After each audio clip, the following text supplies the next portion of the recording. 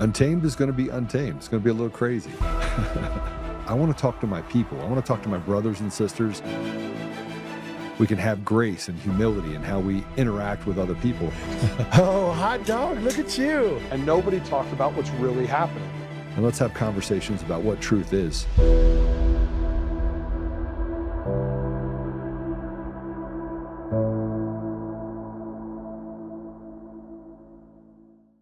So tonight I'm inviting every legislator to join with my administration in reaffirming a fundamental principle.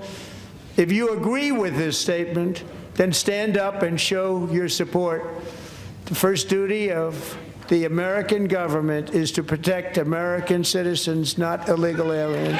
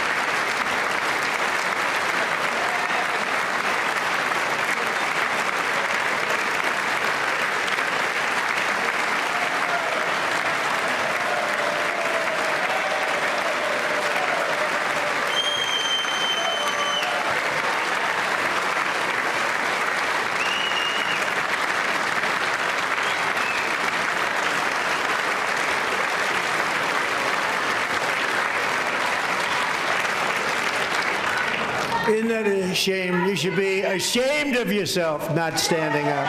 You should be ashamed of yourself.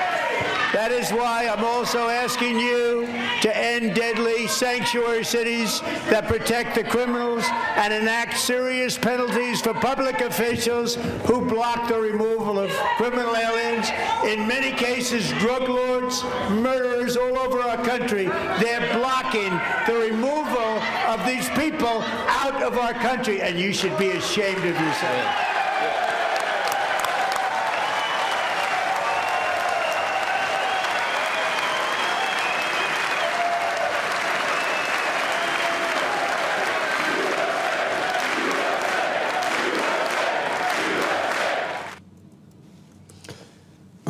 Well, welcome back. That was President Trump giving a couple punches to Ilhan Omar and her husband. Oh, sorry, that was Habibi. We're joined today by Kyle Seraphin. He is a firecracker, and I love talking to him. Kyle, what's up, brother? It's good to see you. What's going on, Joe? What are we doing? We're talking about the greatest State of the Union address ever. You don't? No, Why? not for me. What? I don't want 2 hours of someone telling me how great we're winning. So weird. We'll have to agree to disagree on that one. Well, you don't think it was the greatest State of the Union ever? No. So much winning, I can barely handle it. I can barely handle how much we're winning. Well, what do you want to talk about then? We should talk about some of the official business from my old agency, if you want. From the FBI? Yeah. You want to talk about the official business of the FBI? Yeah, I got some. I think we brought some leaked footage so people can get onto that if they want. You brought leaked footage. I don't know if you guys got it. I want to play it. I want to play some leaked footage. Roll. All right. Okay. The story you're about to see is true. The names have been changed to protect the innocent. Oh, no one is innocent? It's official business of the FBI. It's official business. Yeah. It's official business of the FBI. Flying out to my land, raise your hands up high. Take a private jet like you own the sky. Olympic Village vibes, got a party in style. In the locker room scene, yeah, you skipped inside. Holding gold above your head like Simone Biles. Your name on the list like the Epstein files. If the press gonna ask, you could just deny. It's official business of the FBI. Fly cash, wave bye-bye. It's official business of the FBI. Must smash, not crash. Cock did your eyes. It's official business of the FBI. Fly cash, fly cash.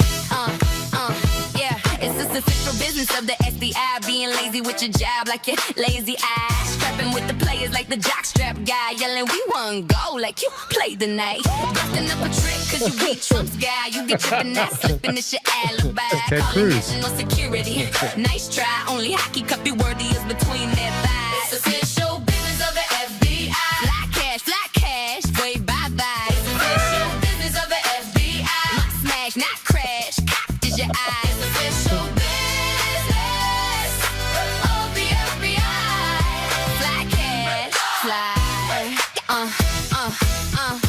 It's official business of the FBI. Shooter tried to hit the prez while you in the sky. The cartel is at war with our Mexican allies, but your business is the bro down with the hockey guys. You're a schmuck with the puck on the taxpayer's dime. But phony on Zamboni skating like the slime of Gretzky and no regrets. Who wants to party all the time? Your miracle on ice is being terrible at crime. It's official business of the FBI. Fly cash, wait bye-bye. It's official business of the FBI.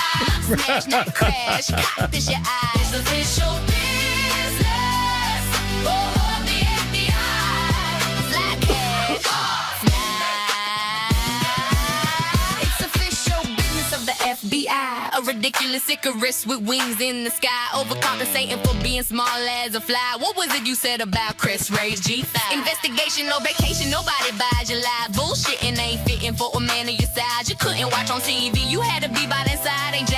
Edgar behavior, can't let this one slide. It's official business of the FBI. Fly cash, wait bye-bye. It's official business of the FBI. No smash, not crash, cocked as your eyes. It's official business of the FBI. Fly cash, fly. Really hate that sad loser. I should have watched that before I put it on. I should have. He said, "You've heard." Joe, he said, "You've heard of Elf on a Shelf. Have you seen Schmuck on a Puck?" I feel like I've been set up a little bit. Got you good. That's a banger, though. Come on, tell me that's not a banger. I mean, look, the beat is good. So but good. They gave Kash Patel a dad bod, made him like 280 pounds. He looked like he was he was wearing your frame there, Chief. Oh, that's nice of you. That's really nice of you. You're not a small guy. Kash Patel's like my size. Yeah, but I'm not a big guy. Well, but if you took you down to Kash Patel's height, then I can out push up you. No, you can't out push up me. You probably can out bench me. No, I can out bench you too, but I can out push up you. We'll see. Let's do it. So I got you good. That was good. That was fun. Are they shaking their heads no? Who? About me Whoever. push-upping? Wait, aren't you injured right now? You can't out push up me. That's the only thing I can do, brother. I'm not allowed to do anything until after this surgery. Yeah. All right.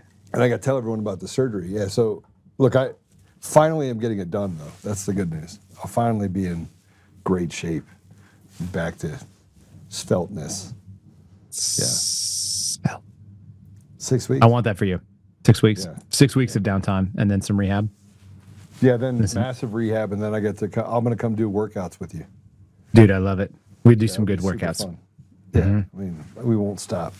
Can't stop. Dude, I know. everyone's like, They're like, what's wrong with these guys? I told you about my workout the other day, and you're like, that sounds good. I'm like, come on. but we can do it. Those are the workouts that you love, where you basically leave it all on the floor, and I mean really leave it on the floor. Like your shoes are dripping. Every day, every time I do it. Yeah, I'm gross. I sweat like a freak. Yeah. Well, I mean, So there you I've been go. able to do it, and I know. since 2022. So that was a fun video, though. Undeniable. That was a fun video. What are we talking about today, Joe? We're talking about a lot of things. We're going to talk about the fact that the person that's holding up the SAVE Act passing is a geriatric clown. The state of that doesn't even narrow it down. What do we do with that? I mean, Mitch McConnell stood in front of the microphone when asked about the SAVE Act, and he couldn't answer the question. He was basically led around. He's an incoherent walking shell of a man. But he's been like that for years now. But everyone can see it. Why in the world would we have somebody that's incapacitated? I mean, this is the same thing as having Biden in office. I mean, that guy was what? Because the ongoing supposition would be is that we actually don't have a constitutional republic at all. We just have these really, really bad actors, and since they're useful and their staff is already in place, we just like let them hang out there until they die. They all aspire to do what Dianne Feinstein did. They want to turn they want to turn into a skeleton that is barely wearing skin and die in office if they can. And Chuck Grassley's just as bad, and anybody that's basically over the age of about 70 out there. I'm not mad at people over 70. It's like, isn't there something more fulfilling in your life? You know, I would be pissed if my dad wanted to run for national office. And my dad's in his 70s. I love my dad. I like him more than any other person in their 70s. Period. Hands down. No exception. Yeah. It's like, I'd be furious if he was like, hey, I'm going to run for Senate. I'd be like, just because you fit in there in that old folks' home of senators, like, first of all, my dad's like probably in better shape than them. And gross. Absolutely gross. Like, isn't there some meaning in your life that you can go pursue? Children, grandkids, add wisdom to something. Yeah, grandkids. Take it, like, step up for your kids and be there and watch their kids grow up. Like, isn't that the thing that we all wanted to do? I don't know. It's bizarre. Well, Mitch McConnell is nasty looking. It's actually not bizarre for a few reasons. Good people, by the way, that live out a good legacy can hand back power because power's never been important to them. But people who are weak and pathetic in life, like who they are as people, those people have to hold on to that importance all the way to the bitter end. And I look at the success that I had in business and having to step away from my company for 3 or 4 years. I thought it was going to be much tougher than it was to step out of a position where I was the guy all the time, moving and shaking and having a good time. And it wasn't difficult at all because I was serving a higher purpose. I was traveling around the country doing what was necessary, getting us to a place where, we have safe and secure elections, which we still don't have. So I failed miserably. You can't work out. I can't work out. Yeah. And our elections are a joke. Yeah. So things are going well, is what you mean. Things are going really well. So just so you know, the numbers in Congress, I wanted you to know this. The number of Congress members that are over the age of 80, 24. I know. I saw this at the beginning of the year. It's insane. Yeah. 70 to 79, 90 to 100, depending on when their birth certificate was, where their birth certificate came from, right? In a body of, we're talking about 535 people, and 130 of them are too old. Yeah. It's freaking insane, man. And there's no other job. Like, you wouldn't let a pilot be that old. Not because you don't think that they don't have the possibility of flying a plane, but it's just like, look, the demand of it, there's a certain time when your reaction time is slow, when and I would say this is not very nice, but I just mean it in a loving way, if I can. If one of the biggest threats to your life every single day is a rug, which over the age of 70, rugs are one of the statistically most dangerous things in your life, whether you like it or not, across the country, aggregate. Yeah. If rugs are in the top 5, top 10 most dangerous things in your life, it's time for you to not maybe be in elected office. It's just not that big of a deal. Joe Biden almost died from a rug and a dog that was outside of a shower, allegedly. And a bike. And a bike. He almost had a brain bleed and a set of stairs and a sandbag and the wind. Like, if you're in the category of people where at any moment you might topple over, break something critical, and then never be the same again. And Right, that thing is something that is everywhere. I mean, it's just that's a really big problem. That's not about ageism. That's about recognize your limits as a human being. Have the humility to say there's a time to step away. And about a fourth of them don't. They don't have it. So let me address this comment. When Kyle and Joe close in on their 70s and they're still sharp, they're going to regret making such glib comments now. All right, No, let me I'm just not. explain something to you. I think at 70 years old, you should be able to enjoy life and take your foot off the gas. That's it. Yes. Right? One of my best friends is 89 years old. His name's Gordon. I hang out with him all the time, right? He is amazing. He's an amazing part of my life. And having to spend the last 6 years or so doing the things that I've done has taken my time away from the end of his life. Which, if you want to know anything that I regret the most, it's not spending time with the man that literally helped me through some of the most formative parts of my business acumen of becoming more successful. So I think you're missing the point that you can have people that have wisdom and still not have them do what Mitch McConnell is doing. Once you get to a point where you're incapacitated, let's say we take age off the table. When you're incapacitated and you basically can't answer a question, you should be shown the door. It's abusive that they keep him there. And here's the thing that I find all the time, and I'll make glib comments about boomers because I think it bothers exactly the right people. Like, both of my parents are boomers and I love them dearly. And neither of them, my mom didn't even know she was a boomer. That's how much of my mom is a boomer. She didn't even know she was a boomer. And when I was like, hey, listen, Madam Boomer, and she was like, I'm not a boomer. And I was like, yes, you are. You don't even know when your birthday is. And you don't even know what a boomer is. And she was like, you're right, I don't. And then we talked about it and she went and looked it up. She sends me a message 2 days later and she goes, Kyle, I am a boomer. I'm like, I know. Mom, love you, but how did you not know? And I knew. And she's not even close to the boundary. She's like 5 years on the inside of it. She's like right in the middle. But it's not about boomers. It's not about age. It's about, hey, how about we recognize that there are times in your life when you're able to take extreme risk and you can do really dangerous and dumb things. There's a reason why we have like 17 to 21-year-olds are the age where people go to the Marine Corps and fight wars. Because your recovery is faster, maybe your sense of danger is lower, your sense of adventure is high, your drive to go and try to accomplish things, and the physical consequences don't even seem like they're going to be bothering you. And so you can take really bold, super dangerous moves that other people would never be able to do. Joe, how many times you look at somebody do something like jump from one place to another, and you're like, holy crap, if I did that, I would... Just knowing what jumping from one rock to another, if you screw it up, knowing what the consequence is. Right. You don't know that when you're 17 or 19 or 21. So can I tell you? Hold on, allow me to finish the thought. And it goes to this. There's a time where wisdom increases and our risk aversion kind of comes along with that as well. And when you're no longer able to be bold at the level of certain people who basically by the time you're at retirement age, your boldness has got to go away. Necessarily, so that you can continue on. Now, you can sit back and you can give advice and you can share wisdom and you should be able to enjoy your life. And I think that's what we want for people in this country. But to say that you at 75 should be steering the ship of the United States of America is freaking disgusting to me. And what it says is that you don't know when to let go, so your priorities are misaligned. And it also means that, like, where are the people that were supposed to take that reign? You know, Gen X kind of fell off in that in a big way. I didn't see Gen X step up. They're perfectly happy to let other people run the show, which also is a failing. So it's not just the failing of like, oh, like, why are the boomers sticking around? The other question is why were they not displaced?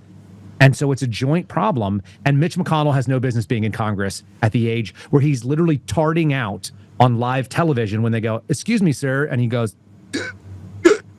he doesn't know where he is. Said, are you done with their questions? And even he doesn't even know where he is. Question, he had no idea where he was. And Biden was the same way. And everybody who made fun of Biden being ridiculous, because it is ridiculous to see that, should also recognize it's not about sides. It's about what's good for this country and like putting people that have passed the ability for them to be functional. And also, they shouldn't have to be. And more importantly, they shouldn't want to be. That's probably the last piece. That's my end. So no, just so you know, 3 months ago, I went to a park because my wife's friend's daughter, she wanted to go to the park. She wanted to swing. Mm-hmm. And you know where you jump and you do a backflip on the swing? Jump and... Oh, yeah. Yeah, that's a death sentence. Yeah, so I was like, all right, I used to do this when I was a kid. I was really good at it. You know, you do the Power Ranger deal to stay out when you're younger. No, it's a real thing. Like, I'm cringing thinking about you doing this right now. I did it, no problem. And I landed, and my wife was like this. Yeah, I would have I can still do it. Right, She but goes, when you were a could have kid, broke both your legs, huh? yeah, you could have been done. That could have been the end of you, because it could have literally been the end of you at this point. Yeah. Meanwhile, when you did it when you were in your 20s, it was like if you did it and you failed, then it was like, oh no, I landed on my spine. Yeah. Oh well, that'll grow back tomorrow, and then it would. Yeah, I mean, look, I remember kicking a football when I must have been like 30, and I grabbed the football and I could kick a ball forever, right? So I kicked the football. Well, I was on wet grass. I didn't tell you what happened. I Charlie Browned it. Mm-hmm. And I landed on my back, and my stomach went whoop, because you know how it swells when everything starts to swell. And and my kids were laughing, like, oh, Dad, until I couldn't get up. You had a fallen and I can't get up moment. Oh, it was terrible. It's terrible. Yeah, we're living in like an SNL skit right now with some of the comic sadness of some of these people that are in these jobs. And you know, the funny thing is we're supposed to actually have this. Shows you the dysfunction of our system. We're supposed to actually have the voters have a big say, and the idea that voters go out there and are like, you know who the best person for me is that's going to really represent me to the rest of the country? Mitch McConnell. And then they pull the lever for that guy, and they did it a couple of years ago. Yeah. When he was non-functional then. He was already 1,000 years old. He already looked like he was Yertle the turtle without a shell. Yeah, this is where we get into, but you looked around the room, and you even had people like Mark, what was the guy from Arizona, Mark Kelly, right? You have guys like him. He's in his late 60s, almost 70, right? Maybe mid 70. I don't know. I should look him up. Mark Kelly. I'll look him up while you're talking. Yeah. But even when I was looking out at the audience when I was watching the State of the Union, which, by the way, I want to get back to that because, man. He's 62. He just looks prematurely old because he's bald. Yeah. So, and I'm partially bald, but I tried to keep my hair so I look younger. You look younger than him by a lot. He has. I am younger than him by a lot. Yeah, but you look younger too. You look younger too, though. Yeah, he doesn't look all that healthy. No, he doesn't. So I put up this post, Kyle, put us next to it. And I basically said, it's probably the best State of the Union. I said, probably the best State of the Union address I've ever heard, not necessarily because we were in a better place now than I thought we would be a year in, but because President Trump went right for the throats of those people that betrayed the American people. He made demands of Congress, not requests, and he admonished the Supreme Court eloquently by pointing out the commitment to preserving the American people's interest over corporate or political interest. The number one priority is no machines and no mail-in ballots in person with an ID one day, hand-counted with clean voter rolls. The American people have had enough of the lies and the seditious betrayal. Let's go. What is the State of the Union supposed to be, Joe? A state of where we are as a country. What was the last year? Basically, it's a cleanup of what happened over the last year. So what is the job of the president, though? Well, I mean, so this is where... In a constitutional sense, what is the job of the president? What is he meant to do? He's meant to preserve the interests of the American people and to make sure that we have a solid foundation to go forward for the next generation. It's like turning a ship. No. Absolutely. The job of the president is to execute the policies that have been passed through the legislature, because the representatives of the people are meant to go forward and tell the president, here's what the agenda, here's how it goes. I'm just talking like historically what is going on here, right? Yeah. The president's job, the State of the Union, is a status update to his boss in many ways. They may be a quote unquote co-equal branch of government, but the lead agency, the lead governmental branch is meant to be the legislature. That's why they're Article 1. And in a practical sense, the goal of coming in and doing the State of the Union is to say, you gave me the following things to do, and here is how I executed on them in the executive branch. This is the status update. Here's where we're at. And he's saying it to his boss, which are, in other words, are the people of America who are being represented by all the 535 people in there, plus the Supreme Court. That's not what that was. And so going after the throats of people, like all this crap is like, it just shows you, like, it just tells us our system is so hopelessly far afield from where it would have been, though. We're nowhere near a constitutional republic. No, and we haven't been since 1891. And actually, more importantly, what you're talking about disappeared in 1913 when we actually created a new set of rules for how we don't have the country. We don't have the legislator that it was meant to. So anyway, like, so how is it the best state of the union when it's just like all it does is acknowledge that we're in a divided, partisan, tribal, Well, let me be the arbiter of reality. Let me be the arbiter of reality for a minute. It's not necessarily, hold on, it's not necessarily that we are divided. And this is actually one of the things I wanted to work the problem with you here. I went and met with 300 Democrats. Mm-hmm. I asked them all to speak. Tell me what they needed. Tell me what they want. Tell me what they saw. You know what they told me? They told me the same thing the Republicans tell me, which means the talking heads that we have in Congress are telling us what's important while the people basically starve to death. We basically betray the very people on both sides of the aisle. It's wings of the same bird, right? It is a duopoly of just absolute disgustingness that we have to deal with on a daily basis. And let me say it a different way. There's no political right represented by a party. There's no right-wing political party in America. There's no balance. None. Correct. Okay. Correct. That's why even the Democrats, they're to the right of both these parties. They actually are. Like regular people are. If you were to, yes, right. So yeah, take 80% of the country, 85% of the country. Registered to whatever party you like. They're to the right of both political parties. Correct. That's all I'm saying. And both parties have captured and enslaved, or we're like sharecroppers on a piece of land that they get to take from us. And then they get to tell us how much of the apple they get to give back to us. And in large part, they give back an apple that's been brought down to the core so you have little bits that you can eat off of it. But in essence, you got to eat the apple seeds and hope that that's enough to keep you alive. Agreed on all that. Right? No question. But what I want to say about the State of the Union that is important is that when he was talking to the Republicans and the Democrats, when he was out there talking under what you would call this modified democracy, because that's all they talk about. You won't hear any of them talk about constitutional republic. You won't hear them talk about constitutional efficiencies or the things that are guaranteed under the Constitution. The states don't do it when it comes to the First Amendment, Second Amendment.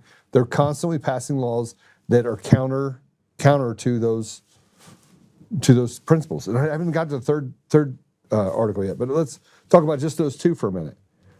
And then our checks and balances as people is supposed to be to go to the Supreme Court and say, hey, look, take a look at these laws. But the Supreme Court selectively says, I don't want to talk about the First Amendment. I don't want to talk about the Second Amendment. I want you to suffer and be covered by these people until we can get another generation in where they've forgotten about the things that you're fighting for so that we can move that window over just far enough where we can take even more off the bone, right? And that is what he pointed out last night by going through these things. And I think one of the reasons why President Trump is on an island all by himself, and I don't care what you say, he's on an island by himself, is that he's standing there saying, this is just sensible stuff. We shouldn't have to talk about transgenderism. He said it. 15 years ago, it would have been like, what are you talking about? And yet we're having to actually debate the ridiculous on a normalized basis. That's all I'm saying. Donald Trump is a 1990s Democrat. Yeah. Which was a reasonable position to be in. I could disagree with it as a 44-year-old man in 2026. I can look over at wherever Bill Clinton was and be like, yeah, there are things I don't like about what you're doing. I don't want to spend our money this way. This is not it. But Donald Trump sits as a 90s Democrat whose party left him, as many other Democrats did. Some of them still vote that way. Maybe they're not aware of it. But their solutions to the problems are all government. Donald Trump last night announced that they were going to do a new retirement account because the other retirement account that we have from the government also doesn't work, as though government is the answer to it. RFK Jr. is talking about the way that we fix the problem with the food system is to make sure that the government ensures that 50 million or 45 million children are getting healthy school lunches, instead of asking why in the actual F is the federal government, the biggest hammer that we have, why is it touching anybody's food that goes into their mouth? Well, under what business does the federal government has to do any of that stuff? Why are they involved in, like, forget about why there's daycare fraud from Somalis in any state, Minnesota or whatever. Why are we not asking why on earth is the federal government giving money for daycares? And why am I being taxed for it? Who thought this was okay? We have 4 million people working under the federal government as direct employees, as far as I can tell. That's insane. More than that, but I mean, that's, yeah, because I'm talking, I'm not talking about even contractors and all the sort of the fringe things that spin off, the blue badgers and people that are getting hired by companies where they're not actually counted as payroll. It's 27 million people. That's unsustainable. That's almost 1% of our entire population, and that's not including the people that are of working age. It's more than 1% of the working age people. It's 10% of the working age. It's almost 16% of the working age. Okay. 16% would be, yeah. So it's about 16%. So that means that for every 9 people working, we're paying for 1 government employee at just the federal level. Just the federal level, man. Yeah. I mean, that's over. Like it's you can't do that. You know that. 65. Yeah. You can't do that. Yeah. That's an unsustainable system to the point where, like, I think it's in a death spin where it can't actually be recovered. That's actually that actually is the most optimistic position ever. And it actually, for me, it's really liberating because I'm so less worried about whether or not our federal government fails. I'm just waiting for it to do that. And I think it's actually better for everybody when it does. Because I don't think you can come out of this. Didn't you and I just talk about this last night where you're like, oh, well, if we could just fix the voting systems, then in 12 years we could have elections that were not completely screwed. No, not elections. It's going to take a minimum to clear of 2 out the cycles. system. Right. It'll take 2 Right. cycles for the voice of the people to be heard in such a way that, I mean, we do it now, right? We can get rid of people faster. Recalls will become more effective. I mean, the government will be held more accountable, and the shift away from special interests or lobbyists will happen almost automatically.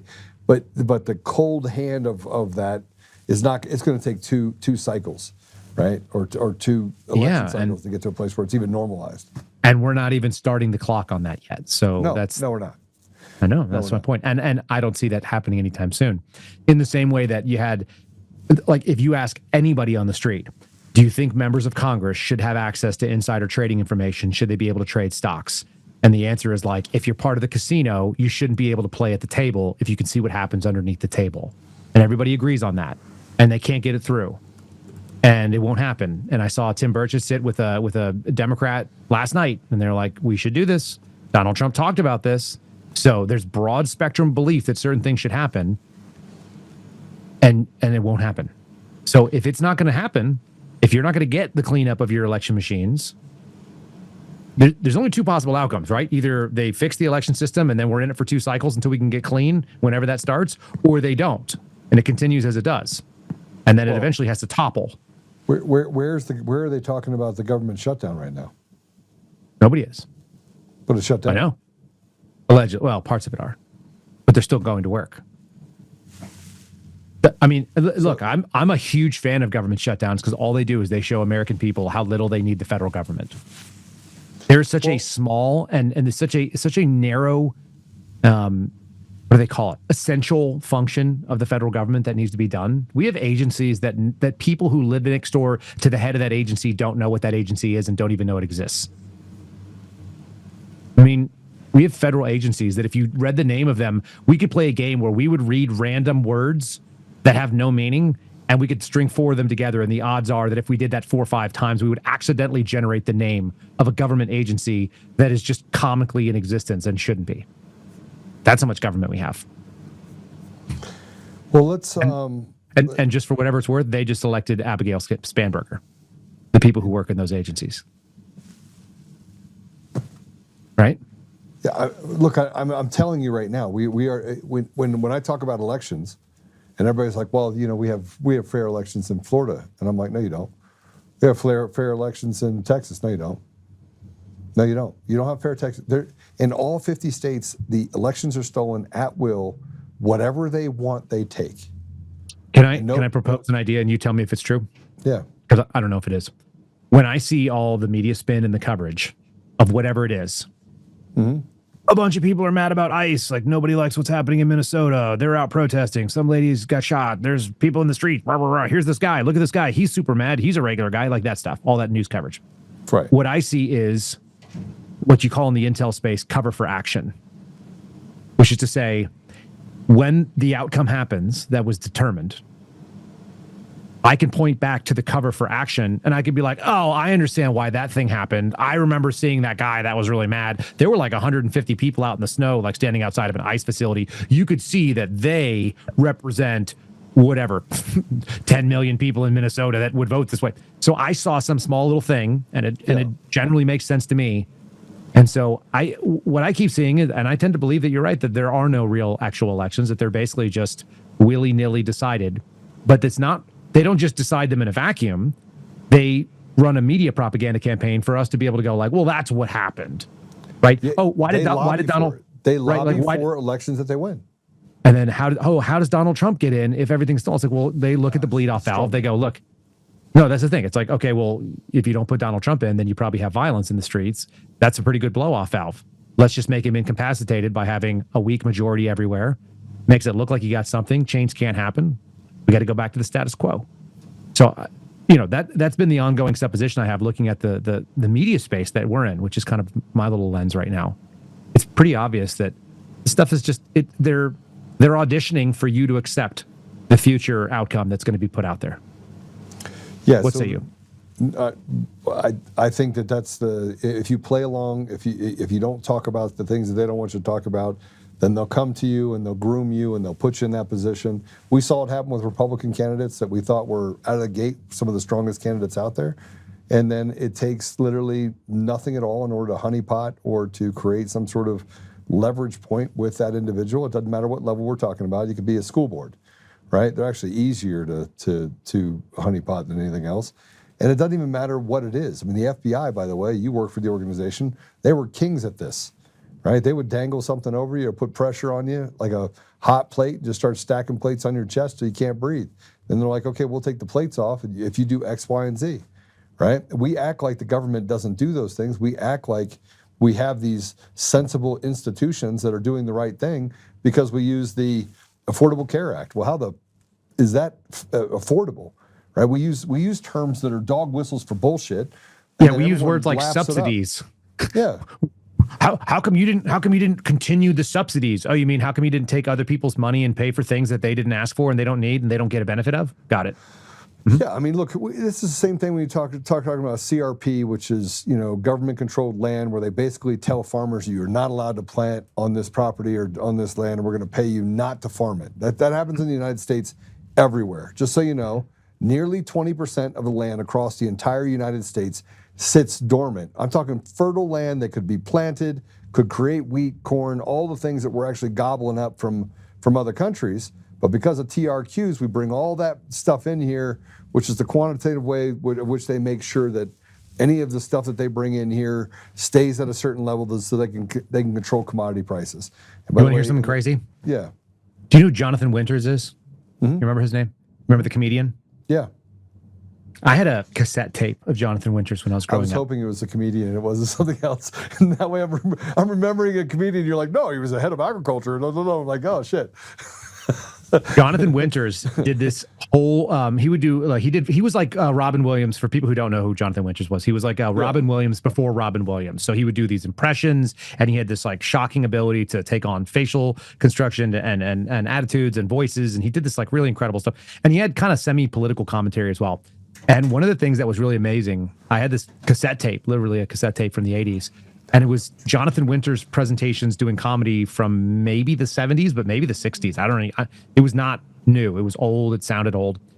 And he did a whole thing, Joe, about farmers who were paid to leave their fields fallow and what the government man would come and do and how weird it was to be a farmer that wasn't allowed to grow cauliflower. So he said he felt guilty about not having cauliflower in his big field. So he used some of the government money to buy plastic cauliflower and just put him in the rows there to make it look like he was growing cauliflower. And like this whole shtick, it's absolutely hilarious. Number one, if you have kind of a sense of humor that can handle kind of the quiet and older, dry humor. Yeah. But he's out there talking about this stuff. This has been going on for 50, 60 years where, the crazy thing that if you think about it today, that's what communism does. Centrally planned economies are the government tells you what we're going to grow, how we're going to grow it, what we're going to produce, how often, at what price point you're going to be able to sell it.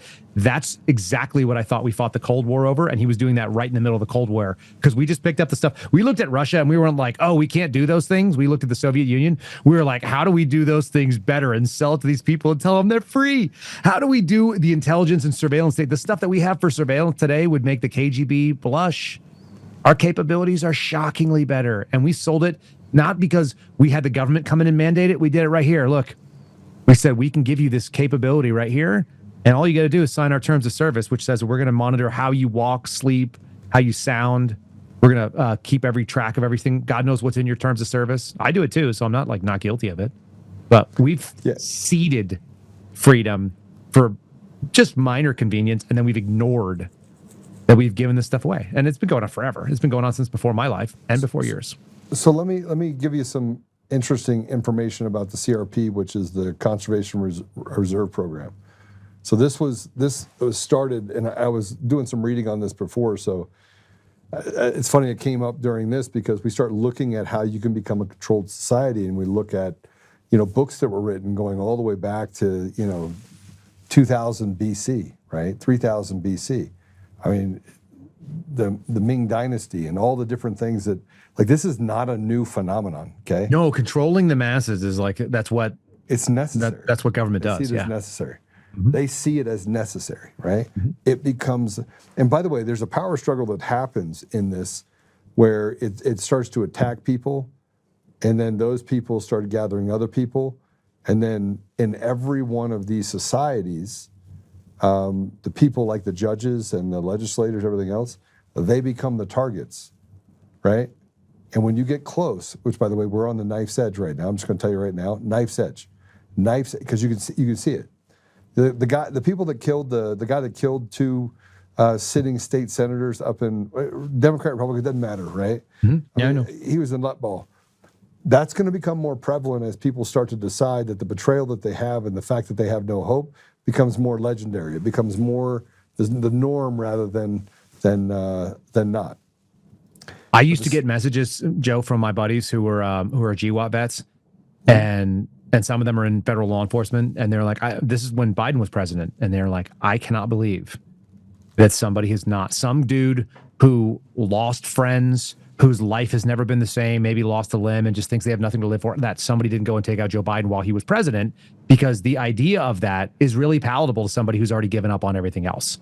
And the fact that that didn't happen is kind of like by the grace of God only, because as soon as that black space is allowed into the norm, mm-hmm.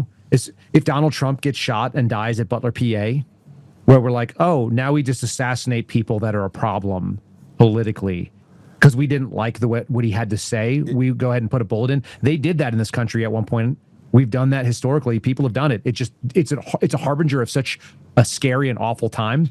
But I'm with you. I think it's going to become a thing. It just depends on who's going to break that glass pane and when. And here's the thing: good people will get to that place faster than bad people. I just want you to understand that. Bad people. See, and I want to get back to the CRP stuff, because I think it's super important that people understand facts, right? Because we walk past facts as if we're standing still, and it's light years ahead of us, right? Good people have to make a conscious decision of what they're going to do before it's done, right? I could ask you a question. Kyle, somebody breaks into your house, kids are upstairs, what are you going to do? You've already made the decision. You've already gone through all the steps that are necessary in order to good, bad, right, wrong, take a life, don't take a life. The decision's already made, mm-hmm. right? Bad people are cowards. They're typically cowards. They're typically people who are self-serving, seething individuals that frankly, they lack a chromosome or two, right?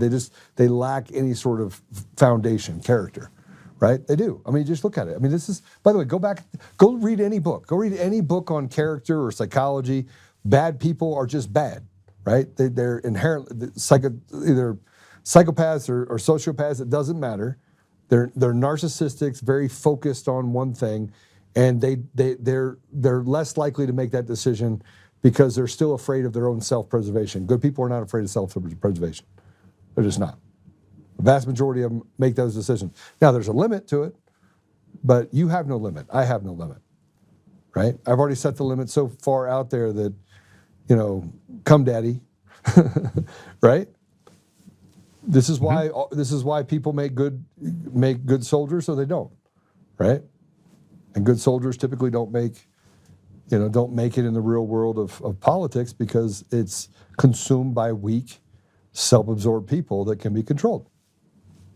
We're talking about the difference between having principle that is fixed and immutable and people that are operationally moral.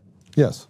So Yeah. if the ends justify the means, and this particular action, which may be immoral, unscrupulous, unethical, etc., maybe illegal, if that's beneficial to my outcomes, then I'll just take that risk because that's good for me right now. People that are like, oh, I just don't do things that are evil or bad, or the alternative is like I always do things that are evil or bad. So there's some people that are like that too. But the people that are just making decisions on any moment, like how does this affect me and my goals? And they've never thought, like, what's the implication for society if they all were to do this? My mom used to always do this when I would throw gum out the window.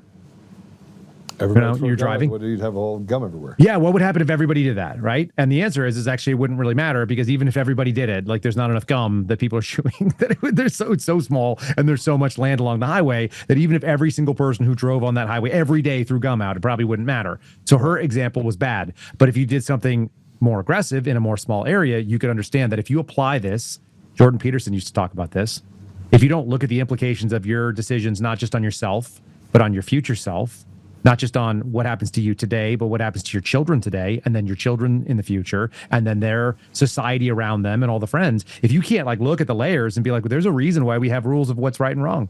Like they're sort of established that if we all play by the same rules, then everybody gets to do better.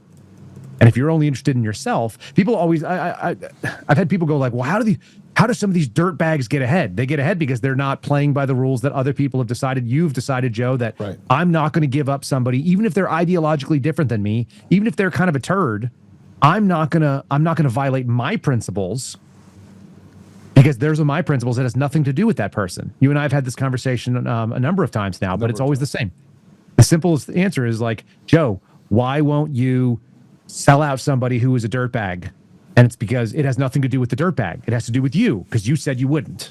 That's the whole thing with the Antifa kid. Like, I don't think the kid's probably that's exactly moral, it, right? But I think he could get there, and I don't have a right to give. I mean, Antifa's killing people all over the world. Yeah, right? but it's not about him. It's about you. Right. The decision is that you said something, and so you're going to hold to it. And so that's what you evaluate yourself based on. I said something. My word means something to me, regardless of whether anyone else cares. Yeah. If this is my favorite thing when people will accuse, any of us, and you and I are in the online space far too much, but if somebody were to accuse you like, oh, you're a bad actor, or you're a disinformation op, or you're doing this, it's like, look, if I wanted to do things that were immoral, unethical, or illegal, I just would have sat in my old job, collected a paycheck, a pension, had health insurance, lived in my beautiful house in New Mexico, and you never would have heard from me. I already made a decision that I'm not going to do things. If you tell me to do stuff that I'm not going to do, I won't do them. So I don't care. You know how many emails I've gotten of people saying like, hey, can we pay you to promote this thing or do this like immoral thing? Like 3. That was it. Because each time I was like, go F yourself. And at the end of it, nobody wants to go after the person. Nobody looks at me and goes like, hey, maybe I can buy Kyle Seraphin. You could probably buy yourself you could probably buy an exposure. Same story with you. Somebody reaches out to you. Hey, Joe, will you do this morally compromising thing? It's like, no, but I'll publish the fact that you asked me. Don't ever do that again. I would do that. I mean, I know. That's what makes that's what makes me dangerous because, and it just makes me dangerous because I could never be I'll use the Steve Bannons of the world. I'll use that as an example. I could never ever associate with a guy like Steve Bannon because I don't like pedophile protectors or people that try to rehabilitate somebody's character after they've screwed a child, right? So I'm out like that. You're off the island. And I think in Washington, when we start looking at what's happening in Washington and why people do certain things, I think I woke up this morning and I was like, I think I get it. I think I get it. And I sent this to you yesterday when I issued an apology because I found out some information. I don't want to get into that just yet because I want to talk about the Kash deal. But I got it because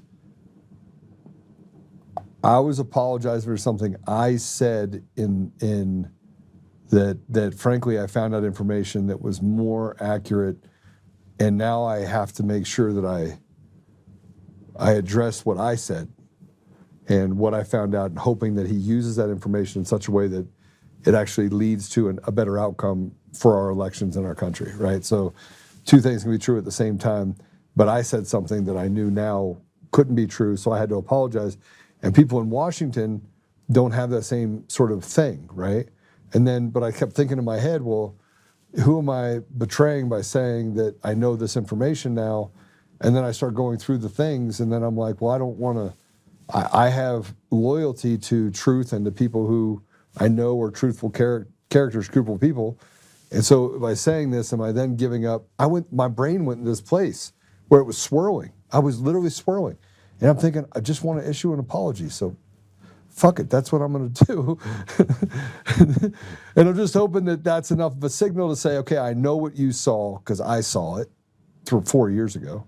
And I know that if you have that information, you know that with it, then I can then come to the same conclusion that I've always come to, right? Does that make sense?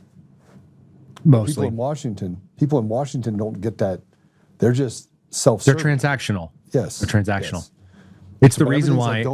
like, don't move the thing, right? Well, from my experience of it, it's like, how do you benefit me?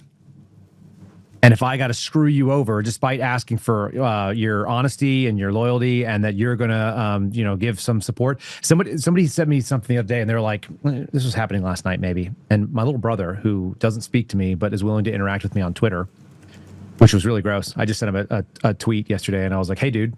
I said, hey, little brother, if you want to talk, why don't you call me? This is my younger brother. He's an okay guy, and he lives 2 hours away from me, Joe, and he's never met two of my children.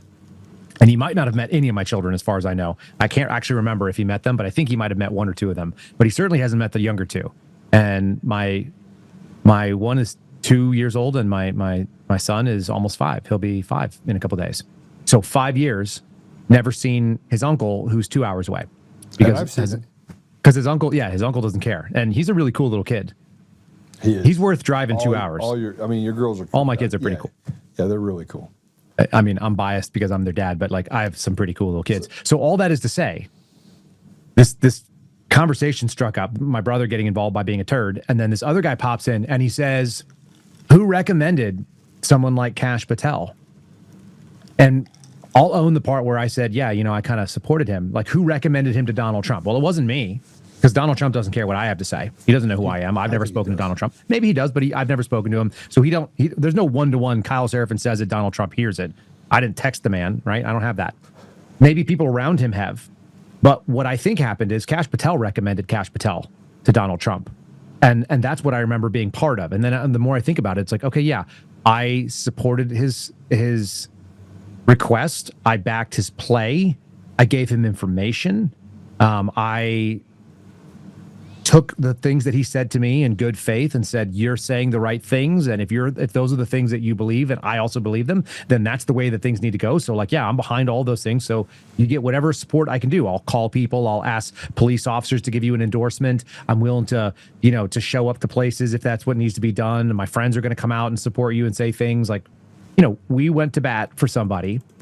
And the funny difference between him and me is that if I asked you for your support, Joe, when you gave it to me, then I would feel like I owed you a debt of whatever it was, because loyalty to what's right, because I asked you for something. So at the very least, if we had to part ways, you did something immoral, maybe I was going to do something that I thought was going to be very different to what our agreement was, I'd at least do you the kindness of calling up and saying, look, here's what's going on. This is the situation. This is the direction I'm going to go. I want to let you know. I've asked you to be with me previously. I understand if you can't be, but I'm at least going to tell you before it happens, because that's what an honorable person would do. I would make that call. And when I issued a apology to Kash yesterday, I picked up the phone and I called you. Right? Yeah, well, that didn't affect me. That didn't affect me one way or another. I mean, you can issue apologies. But my point is your that apology for whatever you said doesn't betray me, though. But yes, it wasn't a matter of betrayal. It was a matter of equally yoked and understanding we've had large conversations, and I can't go against the character of who I am. So I can have a disagreement on how they treat my brother Kyle, and still say that, hey, I found out something that makes this something that I should probably retract. and I should retract it in such a way that now I understand, right? You can do that, yeah. But Didn't hurt my feelings. I think that's the difference between me and most people. I'm just not afraid. I'm not afraid to apologize. Well, you and I are talking about knowing the difference between what's right and wrong. Great example. I had a moment, and I think I've shared this with you, but I had a moment when I'm sitting in a hotel room in Dallas, Texas, and I missed my flight to go to Miami, and it's September of 2022, and I'm indefinitely suspended from the FBI. I just left the closing table the day before, like that day, I guess. Sold my house. My kids are homeless. They're going to go live with my parents, and my wife is driving to Arizona, and I'm on a flight out of El Paso where my truck sits when I got no home to come back to, and I flew to Dallas, and I'm waiting there to fly to go talk to Dan Bongino for the first time. And while I'm sitting in this hotel room, and it's late at night, and I'm exhausted, and I'm going through a lot of stuff because I don't have a home anymore for my kids, and like I don't know what my future looks like, and I'm about to do the first public interview that I ever was going to do, and I'm probably on the way of getting COVID at the time because I was feeling like dog shit. And I get this phone call, and it's from people at Project Veritas, and they're like, "Hey, James O'Keefe is going to call you. He wants you to cancel the trip to go speak to Bongino and speak to him instead, and he's going to help you raise a bunch of money, and we're going to champion your cause, and we're going to make it a huge big deal. Whistleblower revealed. Cancel the trip to go see Dan Bongino and do his podcast." You didn't cancel it. Of course not. not And the who funny you thing are. is this: it's not who I am. That's exactly right. And I said I wouldn't be in the situation I'm in right now if I was the kind of person who was willing to have a transactional relationship with truth or my own sort of thing. If I give somebody my word and I say, "Hey, I'll be there," and then I get on a plane, and even though it takes a lot longer to get there, and I should have been there the night before, and it was really inconvenient, like my agreement was, I'm going to go do this thing, and I'm going to go see it through. And so I did. Now, would it have been more like Dan Bongino never raised a penny for me, not a single penny, never offered to. It was never about any money about that, right? And I was in a spot that was pretty bad because I went for 14 months with no paycheck, and I'm not independently wealthy, as my dad used to say. So that would have been a big deal per se. It could have been a big deal to have somebody do a fundraiser and raise $500,000, whatever it is that O'Keefe could have pulled off. And he probably could have pulled off a lot of money, but it had nothing to do with the calculus because it was real simple. It's like I told someone I was going to be somewhere. I accepted their invitation. I took their plane ticket, and I said, I'm coming out, and I'm not quitting. I'm going to finish it out on the other end. If you want to talk on the other end of that for something, great. But it's non-negotiable. And I know that there are people in our government that do not have that mentality because I've experienced it, where they got a better offer, whatever that offer was, and they never thought to even call a you or a me or somebody else or some other person who's probably experienced this that's listening. They never once called. They never said, "Hey, by the way, we're going to do something different and just want to let you know that it's happening," or "Let me tell you why." They could do that if they wanted. That's not how they work. They looked out for themselves. And so we're in a situation where we've got a whole body of 435 people where maybe like a dozen of them have honor, maybe. And a lot of them just signed up and they were like, I signed up to be a congressperson, and that means that I am going to get all the things that a congressperson gets. And maybe that involves, insider trading, and maybe it means my family is generationally wealthy, and at the cost of screwing over the American people that I'm supposed to represent, and more importantly, screwing over this country, which is slowly just drifting downhill at faster and faster speeds. And nobody seems willing to not forget putting the brake. We're supposed to be doing a U-turn, and nobody's doing that. Like, we haven't even started the clock on the reforms that you're talking about, so we could even have an election that actually means something. Yeah, no, and we haven't, which is why I there's two things that I look at when I look at government. One, I know it's very complicated, but I also know it's not complicated at all. And the things that President Trump has been able to do that are not complicated, where he could swift his pen, he knows that someone like Phil Weiser, the AG of Colorado, is going to have 50 plus lawsuits against President Trump on those executive orders, right? And we have been running this country by edict. Republicans make it happen, right, by not going against them, and the Democrats have owned the establishment to make sure they could block the executive authority of the president to ensure what the American people want, right? I don't even know if it's that. I think it's sadder than that. Hear this out. Tell me what you think. I had a couple of people on the political left tell me they agreed with this thing. The MAGA movement as it stands, of which I was never a part of, but I'm MAGA adjacent, I'm sure, because we share a lot of the same. The actual people that represent those letters, they want probably the same.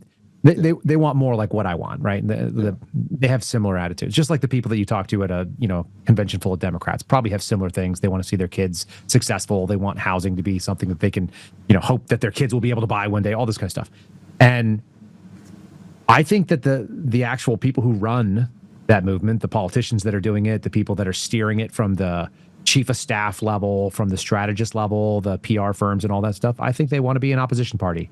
They don't want to be a party that has power. They don't want to be in a position to actually have to carry out the things. They'd much rather talk about it and say, look how bad the other team is, because the minute that you get power, that means that there's also, you have to wield it. And that's been an age-old thing that we hear at Republicans. Republicans get into power, and that's assuming that we believe, and this actually solidifies your argument that there are no real elections. Because what's the difference? Outside of a secured border, you get nominal wins on either side that basically shade around the margins, but the status quo is essentially the same as it was a couple years ago. It's incrementalism, still incrementalism. Yeah, and we have the biggest spending that's ever happened. Like Donald Trump is now responsible for the most expensive federal budget ever. And the minor win was we don't have a $200 tax stamp on suppressors, and we were going to get rid of the IRS, Joe, but we didn't. Instead, what we did is we got a bunch of tax money for tariffs, but also still F you and fist you with the IRS. It's like, come on. I mean, this also gets to, in Colorado went from $12.4 billion to $44 billion just over an 8-year period of time. You're talking about the state budget? State budget, right? So they're all like that too, though.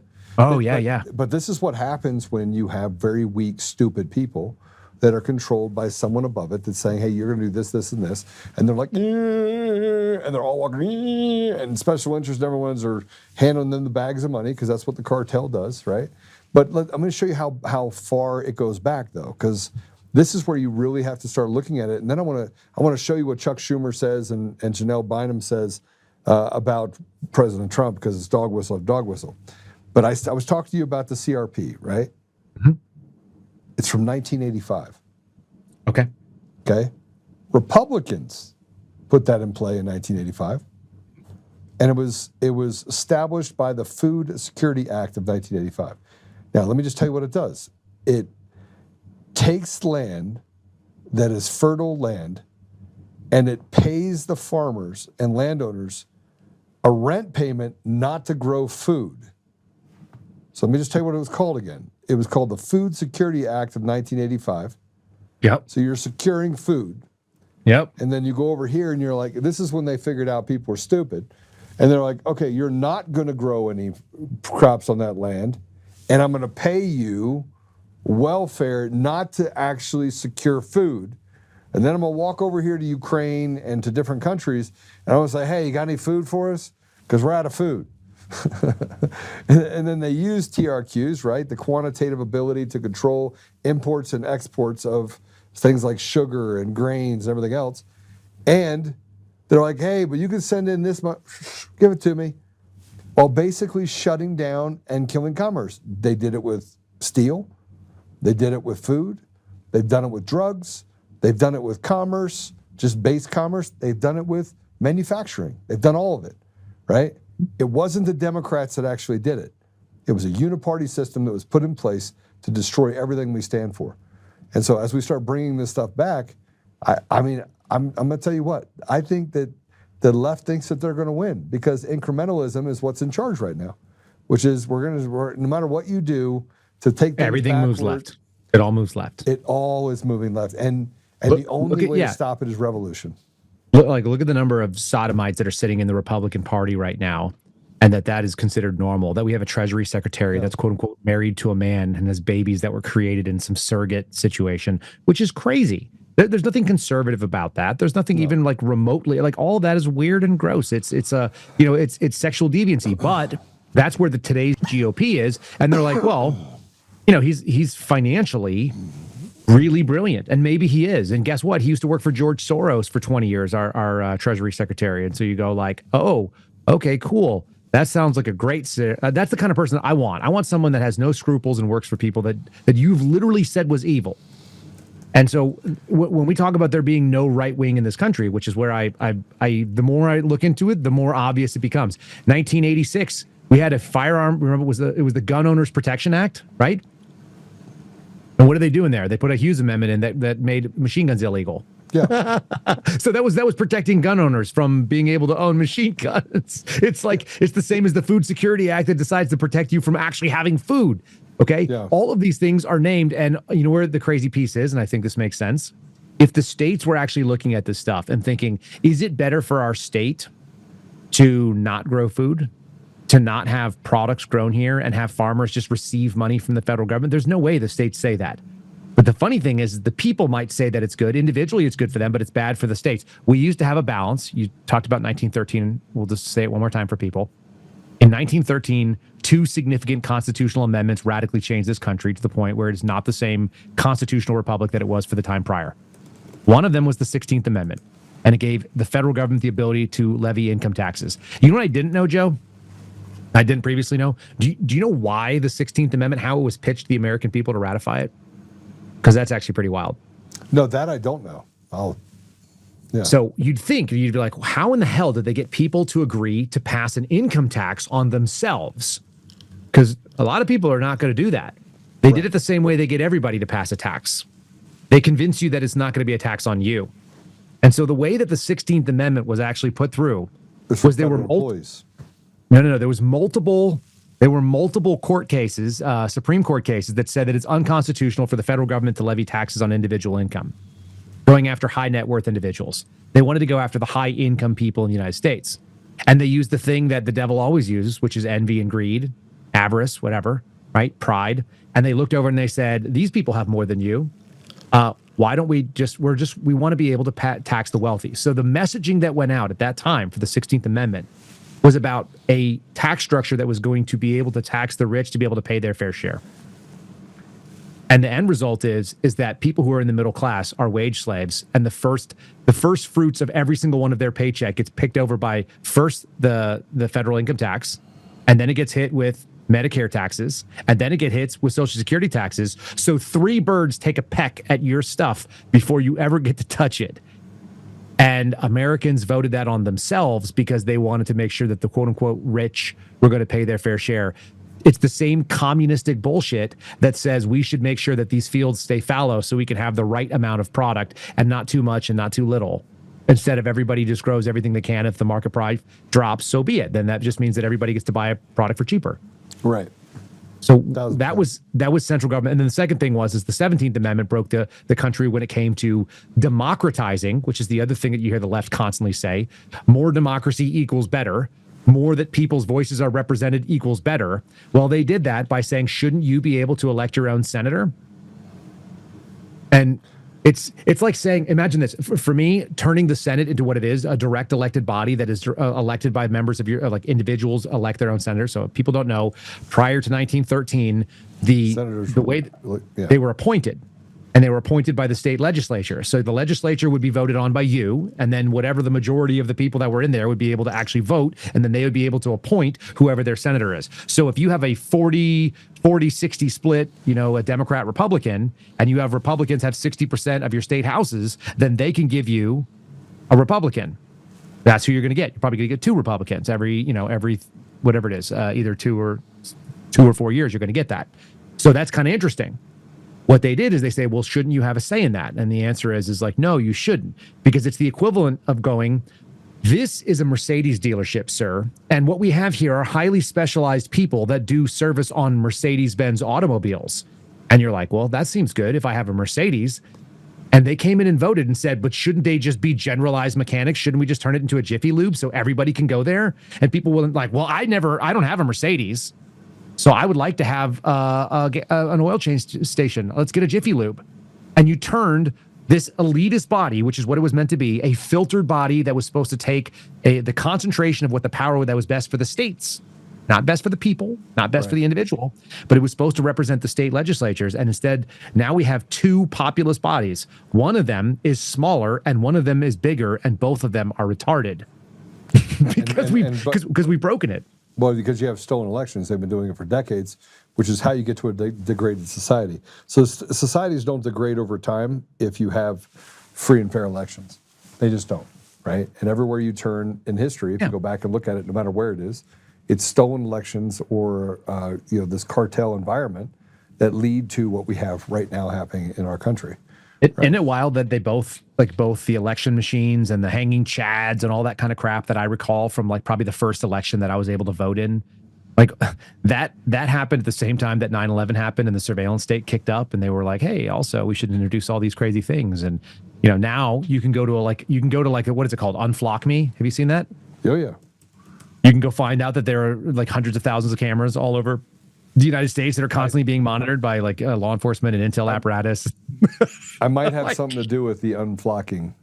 Yeah, no big deal. I might be in the middle of all that. So I mean, isn't it crazy though that we've gone from a place where the question was like, people, Joe, when you were a kid, you're a little bit older than me, but when you were a kid, people could walk out their front door with nothing but a wad of cash in their pocket, leave their ID behind, and become someone new. They did. Like people just disappeared. Yeah, They by the thousands. So I'm watching Highway to Heaven right now. Yeah. You remember Highway to Heaven? Oh yeah. Michael Landon. Oh yeah. And he's an angel. He's just a guy. He's just walking around like in the world, and he just walks into a place and he's got like a newspaper, and they go like one of the opening episode, right? It's really great. He walks in with this newspaper, wanted ads, and it's not supposed to be run till tomorrow, but he has an advanced copy because he's an angel. And the guy goes, "What are you here for?" And he goes, "I'm here for the maintenance man job." And they go, "Well, what's your name, sir?" And he goes, "I'm Jonathan Smith. No jokes, please." And the guy goes, "Okay, Jonathan, I'm going to need some references about your past jobs." And he goes, "Sir, did you used to have a different maintenance man than me?" And he goes, "Well, yes, I did." And he goes, "Did he have references?" And he goes, "Well, yeah, he did." And he goes, "Where is he now, sir?" And he goes, "Well, I had to fire him. He was a lazy shit, And he goes, "Sounds like those references aren't that useful." And the guy goes, "Oh." It's freaking brilliant, right? Like that would get a further interview. And he goes, "I'll do the job for the first whatever it was, week or month or whatever for free. And if you like my work, then you can start paying me. How can you lose?" And the guy goes, "Amazing, like you're hired or whatever, but I'm gonna hold you to that," or something like this. And like that was 1988. I think they made that show. I think that's when it launched. Yeah. It's like people just walking off the street with a freaking newspaper, no references, no paperwork, and you're gonna get a job. And like, yeah, it's TV. But people walked off with nothing. And today, we're looking at where was your cell phone and when was your last internet login and like when did your pacemaker last ping on your freaking Wi-Fi in your house? You know what I mean? Like we're looking at this woman who disappeared. This old lady disappeared in Arizona. God rest her soul. She just disappeared. They used to disappear. People used to just disappear all the time. Yeah, but by the way, there's like 600 people a day that disappear in the United States a day. It still happens. Yeah. Yeah. The difference is why if we wanted to find it, because it's convenient. But if we wanted to find somebody, I mean, this one person who's getting all the Fox News coverage also happens to have, like a daughter who can offer a $1 million reward. So that's salacious and interesting. There's plenty of people that disappear every day, some on purpose because they just want to walk away, but it's not nearly as easy as it is. It'd be hard for you to walk away and disappear. Oh, I couldn't walk away and disappear. You could or couldn't. I could not. Yeah, that's what I'm saying. Yeah. Yeah, all right, so I want to. We only have 20 minutes left because I got to go have a meeting and I got to clean up early. Are you big timing me? Is that what? I'll tell you what happened. You're going to be really excited about it because it actually does affect you, and the southwestern expansion of my stuff. Gun Empire. Call it Gun Empire. Gun Empire. We have that. Good. So I want Chuck Schumer. After what President Trump said, getting into the State of the Union, and by the way, I think people need to understand what we're saying about all the rest of this stuff. But Chuck Schumer afterwards, that little weasel, they all look the same, by the way. Yeah. Okay. He defends the Democrats' choice to remain seated, and he disagreed with Trump's thoughts on the government, has a greater duty to its citizens than to migrants. This is telling. This tells you everything you need to know about what these people think of you. Play it. Just is it what He did should you be think when ashamed he of asked him to himself. stand? Bottom line is very simple. We agree we need to protect Americans. He's not.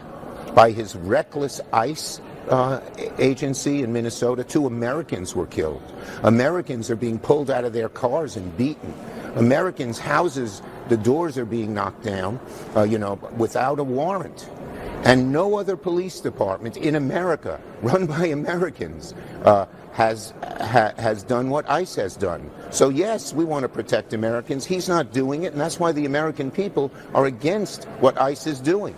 So it was legitimate and right not to stand. I got one for you, Joe. You ready? Yeah. You're against abortion, aren't you? I am. Yeah. What about in cases of rape or incest, Joe? Let me ask you about that. How do you? Yeah, of course. But just that's the game, right? It's like, do you think that men can magically become women? No. What about hermaphrodites, Joe? What about hermaphrodites? Some people are actually born with 2 sets of genitals. I mean, Well, you're I mean, I basically think- he's trying to prove the rule with the exception. And they do this every single time, and they hone in, and like completely low information human beings will listen to Chuck Schumer and they'll be like, that's horrible. I am emotional about what this thing is. I'm so upset that ICE has kicked down the wrong door. It's like, number one, was it the wrong door? You don't even know what they were doing. And maybe they did. And if they did, you know what? It's not a high percentage of what they do. So should we be talking about cleaning it up? And does that keep you in your seat when someone says, is your duty to the American people or the illegal alien? And then you're like, I did the right thing. Why? Because these ridiculous, because rape in case of incest. That's what they're talking about. Well, this is where it gets, and for me, it just goes further into the fact that he used his time to actually say, of course we care about the American people, but anything that comes before but is bullshit. Okay? The second you use the word but, you're just disallowing everything that comes before it because you're going to make an excuse on why that doesn't matter. Right? So the American people do not matter to these people. And they're saying the quiet part out loud. In my opinion, I always look at the totality, because I don't always feel like the Republicans are on the right side of things. I mean, yeah, can we cut fairly and just say Chuck Schumer says what all of them are thinking out loud, and the other side's job is to tell us the opposite, but they still behave the same way? Like, they all behave the same way? So Same way. When you and I when you and I are still talking about kabuki theater, it's not kabuki theater. It's not really kabuki theater. It's freaking WWF. This is kayfabe.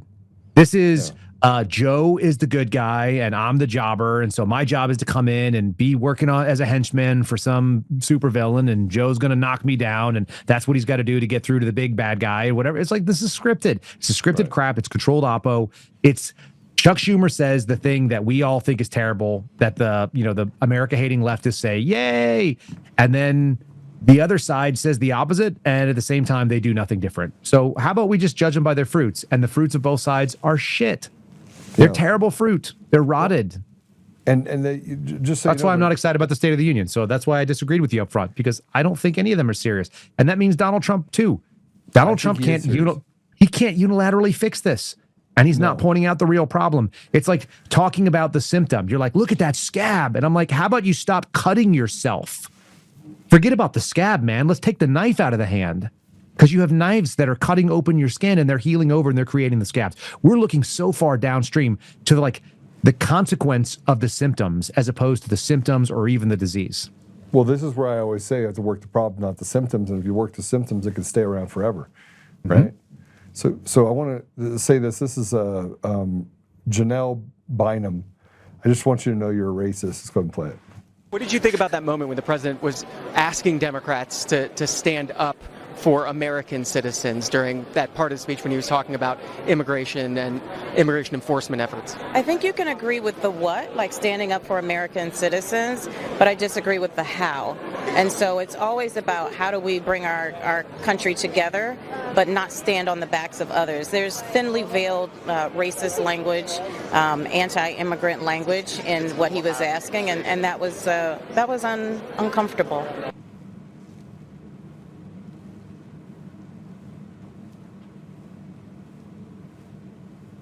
What's that guy's name? His name is like Shiri Thandadar. Super retardo. He's 71 years old. He's been in the United States longer than I've been alive. He came here in 1979 to get a PhD, and he sounds like a freaking cartoon of a foreigner in like an exaggerated 1980s, still acceptable to have a little bit of like semi-racist attitude. He sounds like a cartoon Indian person, and he's a representative in Congress. So miss me with the racist bullshit stuff. When these women say that, I'm just like, look, here's what you've proven to me. You're too emotional to make decisions. There's a reason why this country was founded with only certain people making decisions, and you weren't one of them. And by the way, at this point, I wouldn't be one of them either, and I would still vote to go back to that. If they're like, hey, you don't own land, you can't be a voter, I'd be like, that's fine. That's pretty fair. I rent right now. I don't need to be making decisions because my skin in the game is lower. I'm going to assume the person that owns the property that I'm renting is going to look out for the best interest of him, which actually does trickle down to the best interest of the property that I'm in. So I'm okay with that. And when I own land again, if I do, which I expect I will at some point, then it'll be like, fine, now I've earned my right to get back in there. Whether it's people who pay a positive amount in federal taxes, which I don't even think we should have. I'd like to see actual Donald Trump promises come through. That'd be great. But since we don't have that, if you don't have a net skin in the game by writing a positive check, or you haven't over the majority of your life, like there's people that are not paying a net in positive federal taxes, but they paid a ton over the years and now their income's lower. I get it. But honest to God, if you're a person who spent your whole life earning a living, paying taxes, and then you get to the point where you're you're now a net recipient because you're retired and you moved on from that, isn't it actually kind of okay to think that the people who are putting all the money in should have all the say on it? They're not going to like screw you over. They're going to make the same types of decisions you would have, because if you put the group of people that have the principle that should be making those decisions, or we can let this idiot woman who, what are her qualifications to be there? And based on what she said, she's not a logical thinker. She's an emotional, she's an emotional exception. So she's out there saying things that work well for some, I don't know who votes for that. People who feel guilty? Like, seriously, who votes for that? I think that gets down to the point where if you don't have free and fair elections and you elect people to put themselves in a position to take more meat off the bone, you're letting the machine self-perpetuate itself, self-feed itself. Yeah, it's the self-licking ice cream cone is what we call it in DC. And so anybody who's ever seen that, you can go look up. If you type in self-licking ice cream cone, you'll see Washington, DC. It's an ice cream cone that doesn't need you. The only purpose of the ice cream cone, Joe, is to serve your interest in having a frozen, tasty dessert. Like, that's the purpose of it. It's a hot day. I'm hot. I want something sweet and cold. I will buy ice cream. And imagine if that ice cream was like, thanks, not interested. I'm going to just sit here and lick myself all day long. Yeah. You go, well, what do we need you for? Why am I buying you? I won't. Yeah. Well, and you don't really need to. But I mean, look, at the same time, we start talking about the structure of government. You could cut off 80% of it, like you said, and nobody would ever even look up, right? You wouldn't look up and see Nobody would know. They do this all the time. They have these shutdowns. I've lived through several of them. I was in the federal government when they did. You drive into work, the only thing, some people would notice, you know what it is? Traffic. If you shut off 80%, the traffic in DC becomes totally bearable. It becomes really, really decent to drive there. It becomes kind of a nice place to go. Parking is available because all the people that don't need to be there, that don't just show up to the nail room. You know what the nail room is? The mail room? No, the nail room. No. The nail room is the room where the ladies who should be sending the mail and receiving it and delivering it to your desk are sitting and painting their nails because they're federal employees and they don't actually do the job that they're paid to do. They just hang out there and do their nails. That's the nail room. It's a real thing, too. It's a real thing at the top floor of the FBI's Washington field office, and I saw it in many other federal agencies when I ran around D.C. for 5 years. The nail room is a thing. And by the way, the same woman works in all of them. They all work the same. I can describe that woman down to a T, what she looks like. And it's really frustrating. It's like, get out. Why am I paying for you to exist? If you didn't show up to work, everything would be fine. I would still have to mail my own FedEx. I still would. I still would have to hunt all over the office to figure out where the boxes are because she doesn't know where they are. I'd still have to go find the labels myself, and I'd still have to email my boss and find out what the account number is that we use. I mean, all of that would still happen with or without freaking Tanya hanging out there doing nothing. When are we going to get those election machines removed? When's that happen? We're working on that now. Who do we need to slay? I only have 6 minutes left. And before I have to go, I almost want to feel like just turning the show over to you so you can just keep talking about this stuff. Don't do it. Are you homeschool your children, obviously, but let's say that you had to put them in school. What's your biggest fear? Going to prison. Okay, but besides going to prison, what's your biggest fear for your children going into? No, I think it would be I would have to go to prison because they'd be indoctrinated with some radical leftist ideology that would result inevitably in me physically taking it out on that teacher, which would involve me going to prison. I mean, that's literally the reason I told people when I was in New Mexico. I don't want to end up going to prison for skinning some teacher that decides to teach my kids some crazy gender ideology, some satanic bullshit. I don't want them putting whatever their crazy ideology is into my little pristine hard drives that I am indoctrinating in traditional values that, by the way, will have the best outcome for them. Every one of my kids, even my 2-year-old daughter, talks about when she's a mom. When, not if. That should be...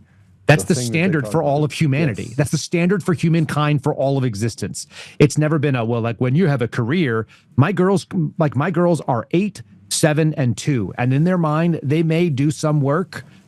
And I assume that they'll probably have some functional skills in the world too, beyond being mothers. But I think they already know that the calling that we believe is the most valuable is for them to go and raise children. And the reason they know that is because their mother has advanced degrees and is very bright and is highly talented in a bunch of things, and she spends her entire existence focusing on them and their education and their nutrition and their happiness and their safety. Like, that's what my wife does full time, whether it's 2 a.m. last night when we both woke up because we've got a sick 2-year-old, or whether it's like 6 a.m. when she rolls out of bed or I roll out of bed because I'm doing the podcast and she's already up making breakfast and slinging eggs, and she, grinds the flour because she doesn't believe in the food process that we have, and she wants to make sure they have wholesome meals, and she's, baking bread and toast.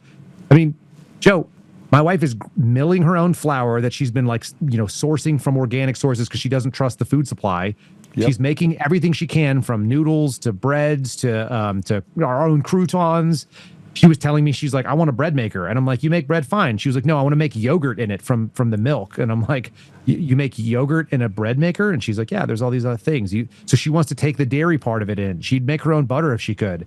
If we had a cow, I probably, when that's a possibility, we're going to go so far up the stream that it's just whatever we grow on the earth. And I don't have that ability in a rental house, but I'm telling you, that's what I'm aimed at. Yeah. That's what you're aimed at, because we've talked about it. What does this look like? This is what my children are also seeing too. And I don't need some radical leftist or even some sort of squishy right-wing person or squishy sort of fake conservative who is otherwise a nice person and maybe a decent educator who just slips in those poison pills of current and every, I want to reject modernity in so much as it's resulted in bad outcomes for human beings. Yes. Because I'm watching Highway to Heaven. We're watching Little House on the Prairie with the kids. And those were filmed at about the same time. Little House was first, and they're both Michael Landon, which is really funny, who had, by the way, I think he had 12 kids or 55 kids or something like that. He was married 3 times. He made babies left and right. Apparently he was a real ladies' man. But the funny thing about that scenario is he valued people. There were positive lessons that came out of every single entertainment. They were also teaching a moral value, which we used to do because we had shared culture in this country. And then maybe the most important thing was all of the extras, all of the people that are not the main actors, they're not obese and they are not unhealthy in the way that we see them today. And that was only in my lifetime. So from the time that I became an adult and walking around, the average person is really fat. Like the Kash Patel AI video that we started with. They're all that. They're all carrying an extra huge amount of weight that is because we're feeding them poison and we're expecting all these terrible things that they're going to go put in their mouth. And then if you listen to what our government is telling us, and even the ones that are supposed to be the quote unquote political right now, Republicans claim to be on the right. You got RFK Jr., who's a legit freaking lifelong Democrat, telling you that the government's going to come in and solve your food supply system. How about you get the hell out of it? Which goes to what you were talking about earlier. The government's been the problem the whole time. And one party basically says we should fix the problems in government with more government. And the other party says we should fix all the problem with more government. But the answer always seems to be more government, which is why I homeschool. I'm like, I just want to I want to withdraw. I'm going to be a conscientious objector to all of the modern problems. And a lot of it starts with education and foundational ideas. And what is your expectation of what can be done? What do you think is normal? Well, and my kids are going to have a real wild version of it, by the way. I think there's a lot to be normal. Patrick, you're going to finish up after I finish up with Kyle, so you're on deck. Because I want you still to go through B and C. You're okay with that? I hope he picks. Cover that. Huh? He's got to pick up 2 bats. 2 bats. Swing 2 bats. Yeah. Okay, so there'll be more. Patrick's going to go through with you the outcome of what they said about the State of the Union. But what Kyle's saying right now has a lot more to do with pulling kids away from their parents. And this is what President Trump had to say. Let's go ahead and play 6. But surely we can all agree no state can be allowed to rip children from their parents' arms and transition them to a new gender against the parents' will. Who would believe that we've been talking about this? We must ban it, and we must ban it immediately.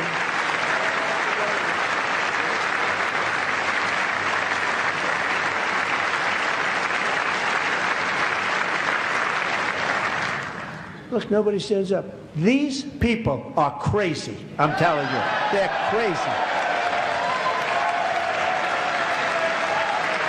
He's smiling. What a demon. Amazing. 7. But finally, they did stand up when we were talking about insider trading. Mm-hmm.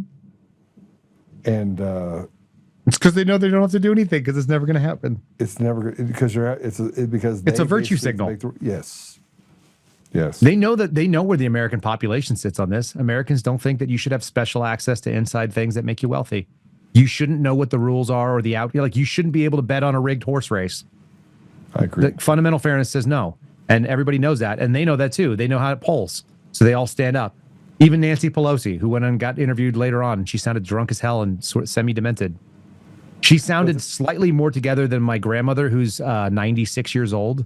And God bless her, she has like the memory of a goldfish right now. Like I'll talk to her and she'll be like, "Hey, how you doing?" And then a couple minutes later, she'll be like, "So who are you again?" You're like, while we're talking. And I'll be like, "Oh my God, Grandma, hey, how's it going?" And then she'll be like, "You look great though. You look great." And I was like, "You speak, but you're so out to lunch." And she's awesome. She's freaking awesome. But I don't want my grandmother in charge of anything. I want her to live the happiest life she can while she's confused about who she is and where she is. You know, let her be loved by her children. Let her be taken care of, which is what my uncles and my aunts are doing. Great. Like, she doesn't need to be in freaking Congress. She doesn't need to be doing what Nancy Pelosi's doing. Nancy Pelosi's one step away from not knowing where she is either. And she's out there standing for insider trading, even though she's totally guilty of all that stuff. You can see it. And she's guilty by the tens of millions of dollars every year. Probably hundreds of millions over her career. Yeah. It's crazy. It's crazy. It's so crazy, but there's no liability for them. So they know they have to stand up for that because they won't do anything about it. Yeah, see, Bob says, "I got to bounce. Thanks, Joe and Kyle." Hey, thank you. Boom. Allie, James is here, so I'm going to go hang out with him because I got to go talk to him about how I'm going to beat him in basketball. And Kyle, I got to call you later about some of the stuff that I'm working on, specifically about expanding my gun empire. Yeah, I'm excited. Down to your end of the world. So thanks for joining me. There's a lot. I mean, we got to talk about. There's never a dull moment when Kyle and I get together because there's so much stuff that we want to talk about. And yeah, so he's busy, I'm busy, so we usually do it on the show. We give you guys access to our bro phone call. we should just do a thing. That's essentially what schedule time on the podcast to talk. That's it. But thanks, brother. I appreciate you. I'll be down there next week, so hope to see you. Sounds I'll good. come up and see you. We'll take the family out to dinner and just kind of relax a little bit. But thanks, brother. Love you, man. Thanks for coming on, and thanks for just being you. Yeah, bud. Love you too. Talk soon. All right. So Kyle is, I mean, I think Kyle knows, and we talk a lot about like what's next. What are we going to do? We're going to get a property in Montana and just disappear off the. The answer is yes, probably. Yeah, probably going to do that. But in the meantime, we're going to do what we can to protect and preserve things around us and talk to the public about what we think you should do to protect and preserve as well. We're going to take a commercial break. When we come back, Patrick's going to talk to you about some of the responses we had related to the State of the Union and how the left sees things. Actually, I don't want to say they're not even the left anymore. It's this despondent, seditious, crazy, nutball, demonic leadership that literally is so disconnected from reality, they don't even know what day it is. But we'll be right back and enjoy it. Patrick's going to pray you out, and I will see you guys tomorrow. See you.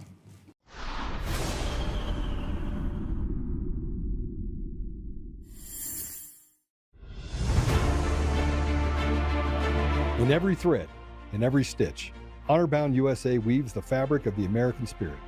It's not just apparel, it's a testament to God, family, and country. At Honor-bound USA, we're a family of patriots who put our faith, family, and America first. When you visit our website, you'll find a line of products that embody our commitment to pray, stand, speak, and act. As the official site for the Untamed podcast, all of our products proclaim speaking the truth with courage. We also have the powerful documentary from Professor David Clements, Let My People Go. Identify yourself as one of the few who are willing to stand for what they believe in. Join the Honor-bound USA family today. Wear it as a badge of honor, commitment to the values that shape us, and a pledge to the bright future we will build together. Because when you're honor-bound, you're not just wearing a brand, you're embodying a lifestyle.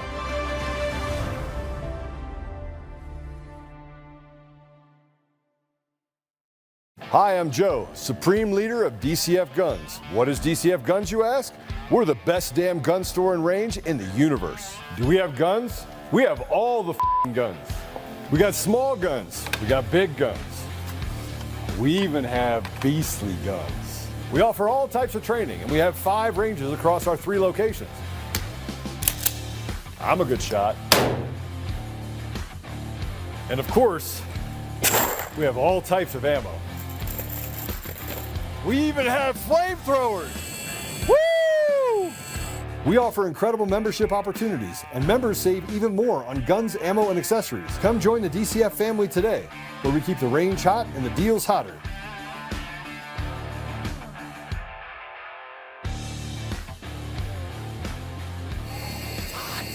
It's hot.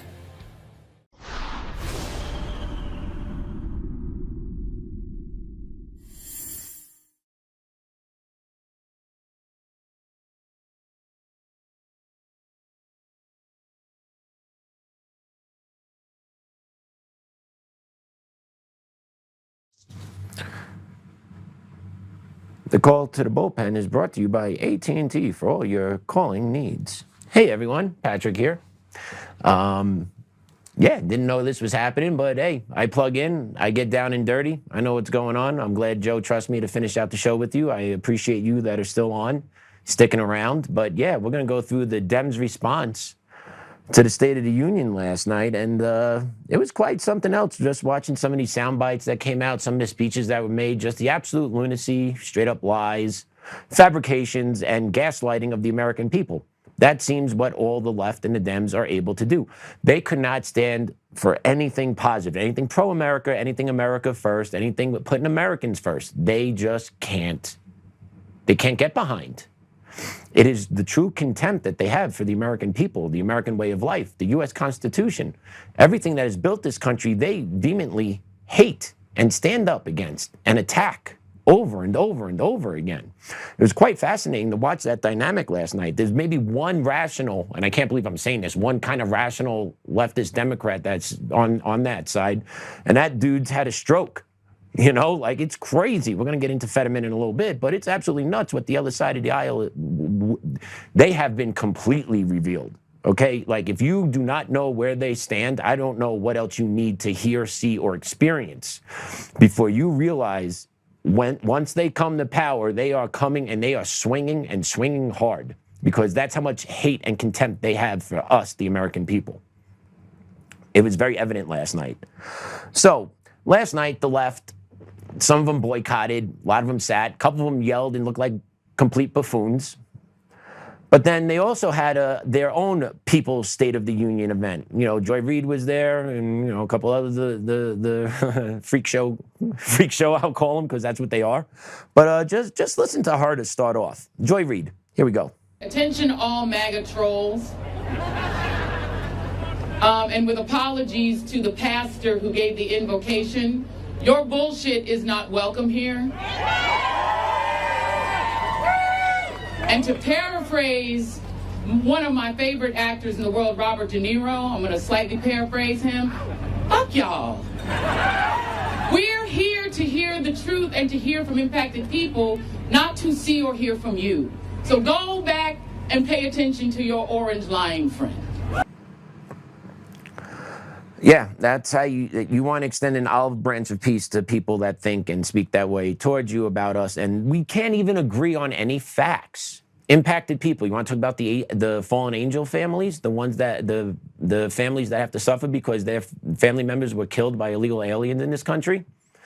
Anyone want to talk about that? Want to talk about the young ladies that are being assaulted in sporting events throughout this country at the high school and middle school level because they are being forced to compete against individuals that have gender dysphoria, a mental health issue, but they're being allowed to compete against female athletes and they're sexually assaulting them in wrestling matches, and then they're also taking accolades away from the females in track and field competitions, right? There was a one last year in Minneapolis that was a stud softball pitcher that helped their team, I believe, win the state championship. It is costing females a real experience in sports and to enjoy competing against their own, right? Like, what do you want to tell us, Joy? Please tell us. Please tell us.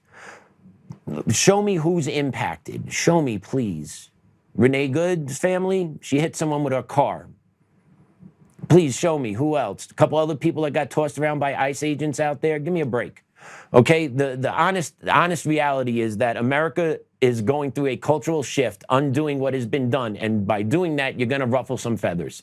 People are going to be unhappy. People are going to be pissed. But it's bringing or attempting to bring this country back to what it was, make it somewhat normal again. And also, let's not forget, the Democrat policies forced Trump to go into Minnesota because of the voter fraud, yes, but also the financial fraud that the Somali immigrant community was levying against the state of Minnesota and the American people. Right? But let's not talk about that. Let's not talk about the fraud that's being uncovered. Right? That doesn't matter. Right? Stealing from the American people is irrelevant. Orange man bad. Orange man likes America. Orange man speaks about making America better again. No, no, no, no, no. Right? And they just went on this full-fledged attack. And then they moved inside. Okay? And then you got to check this dude out that was running around in a giraffe costume. Okay? This is what drives the Democratic Party. If it's not mental health issues, I don't know what is. Cut 2. I'm fresh out of an ICE prison in Minneapolis. I've been arrested 3 times by ICE over absurdity, over us being ourselves, over me singing songs like, "Hey, Mr. Tangerine Man, get rid of brown people for me. I'm Aryan white. There ain't no place I'm going to." And then all of a sudden, he's not ready for primetime player ICE agents with 2 weeks of training come after me. I got arrested in Portland. I got arrested in Minneapolis in the last 3 weeks twice. But they can't erase a movement, all right? What I went through is 1/1000th of a lot of marginalized people and what they have to go through in those ICE detention centers.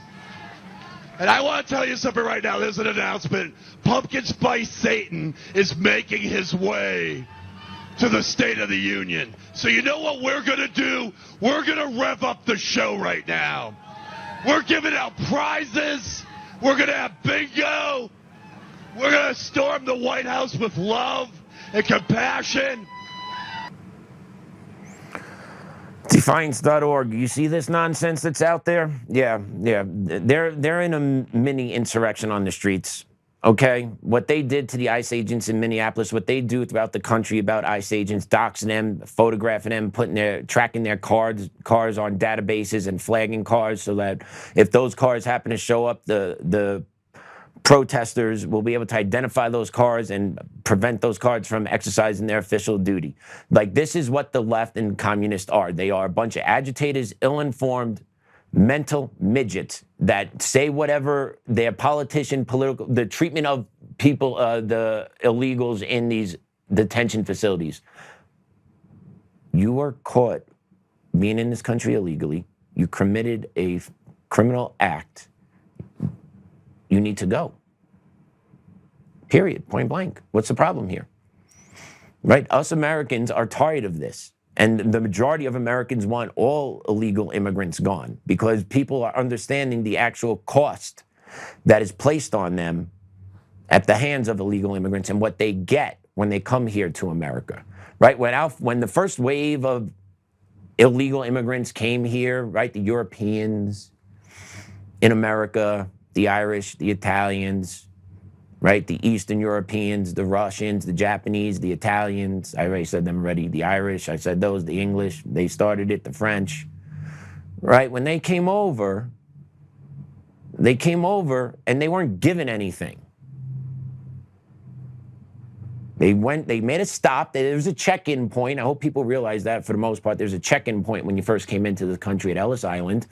Unfortunately, a lot of people got their names butchered and their families' histories just got washed away because the knowledge wasn't there to articulate how to communicate. The spelling wasn't able, right? So like that stuff legitimately happened. But the people that are coming here were okay with that because they were coming here for a new purpose, a new start. So a lot of them were okay. And believe me, I have a lot of Italian friends that can track their lineage, right?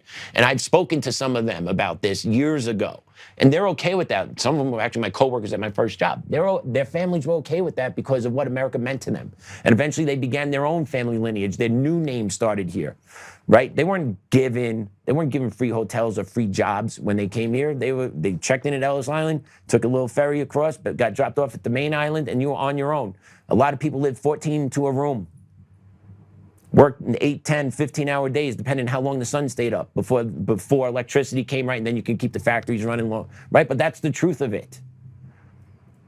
And that grit, that determination is what made America what it is today. Now today, when you have illegals come in, they get hit off with everything. And also, let's not forget, right? We have this big push about vaccinations and mandated vaccination for kids going to school. Let me ask you this.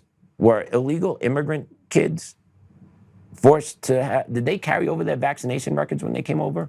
Under the Biden administration, they all have that lock, file, and key when they came over. And then, because we didn't force the illegal immigrants that came over by the millions to be vaccinated here in this country when they came over illegally, but we made sure every American that had a job here, we made it extremely hard for them to keep that job if they weren't vaccinated. That makes a lot of sense. And that's been magically forgotten about. But also, though, like I have friends that can't get their kids into public school because they're refusing to vaccinate their kids. But at the same time, illegal immigrant kids, are they allowed to go to schools without proper vaccination records?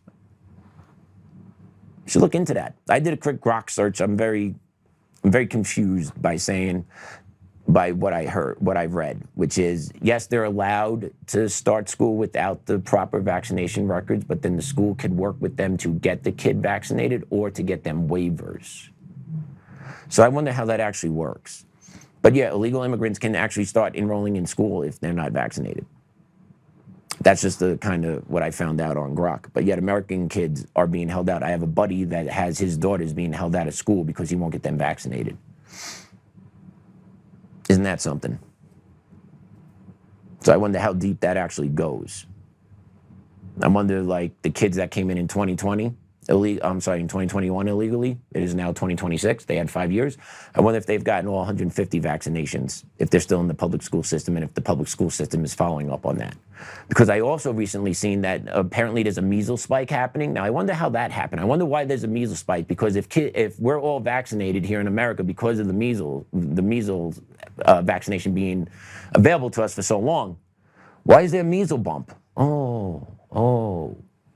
We allowed illegal immigrants come in. They didn't care about their vaccinations. Didn't make them do anything. Hey, come on in. Oh, you need a place to stay? Got you. Need a pair of sneakers? Got you. Need a cell phone? Got you. I got 2 for you. Boom, boom.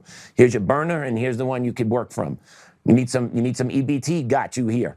But no, you don't need to worry about, if you're bringing in any third world diseases, don't worry about that. Don't worry about it. All good. Keep it pushing. And that's legitimately what happened. And that's what the left is. A bunch of hypocrites. And like I said earlier, there's basically one person that's kind of semi-normal now. And I can't believe I'm saying this based on where this dude was 7-8 years ago on the scale. Dude wearing Timberlands, his Timberland hoodie, jeans, refusing to get dressed up when he goes to work. Also had a stroke. But he's actually making the most sense out of anybody on the left right now. Let's play Fetterman. The rest of people in my party would stand up and clap for. I clapped with a lot of those things that it seemed like others. Like I stood up and I clapped to recognize the family that lost their daughter, the Ukrainian girl that was stabbed to death, in North Carolina. And I stood up and I clapped that political prisoner from Venezuela, how you can't celebrate those kinds of things. And now I also celebrated all the veterans that were in the audience as well too, and even more the political things like Erica Kirk. I stood up and I clapped for her as well too. Now here, can't we just be more kind to a widow? I mean, we just shouldn't be that long ago that a widow, with young children, has her husband murdered. How we can't just acknowledge that as well too. Wow. Whether white people would attack her, whether the left or the right either. So I'm always going to stand up and clap for things that I agreed with in, like striking the Iranian sites now for me. I never worry about who's standing up or clapping. If I see it, I'm going to. If I don't agree with it or whatever, I'm certainly not going to yell and scream and disrupt the whole thing. Give him credit. Showing some type of humanity. Drawing common ground, believing that Americans should actually be put first. Believing a grieving widow should be clapped for, regardless of how you feel about Erica Kirk or whatnot. It's the right thing to do in that moment. Right? They clapped a couple of times, though. The Dems, they stand a couple times. They applauded themselves when they stopped the tax cut being passed. I believe they applauded Team USA Hockey. But collectively, it was just a despicable display of trying to come together as a country. And Trump gave him opportunities to stand, and then he let him have it. He addresses it. He gives them a chance to rectify. Doesn't let him have it. And they have been completely exposed across all levels. There's no way they could spin it. There's no way they could backtrack it. And if you have Democratic friends that still support the Democratic Party, ask them those questions about what they saw from the State of the Union tonight. And don't let them backtrack about Donald Trump this, Donald Trump that. Hey, do you believe Americans should be put before illegal immigrants? It's a yes or no question. And if you can't answer that, or if your answer is no, Americans shouldn't, then you know where your friends lie, and you know where their political allegiance is, and you know there is no saving them. There is no way we could have a cohesive United States government if one political party believes illegal aliens should be a priority and the other political party believes Americans should be a priority. At the bare minimum, both political parties should agree Americans should be number one. But we know that's not the case. Most of the times it's the special interests that dominate. And that's why the Democrats are sitting their ass down on that one, because they know their fraud machine, their special interests, their NGOs, their fraud cycle is about to come crashing down all around them. That's why Ilhan Omar is yelling from the top of her lungs over there. I recently saw this morning that I believe they're launching an investigation into her husband, not Ilhan herself, but her husband/brother, whose net worth grew somewhere around $30 million over 3 years. That dude knows how to invest. Or does he know how to just siphon money? Only time's going to tell.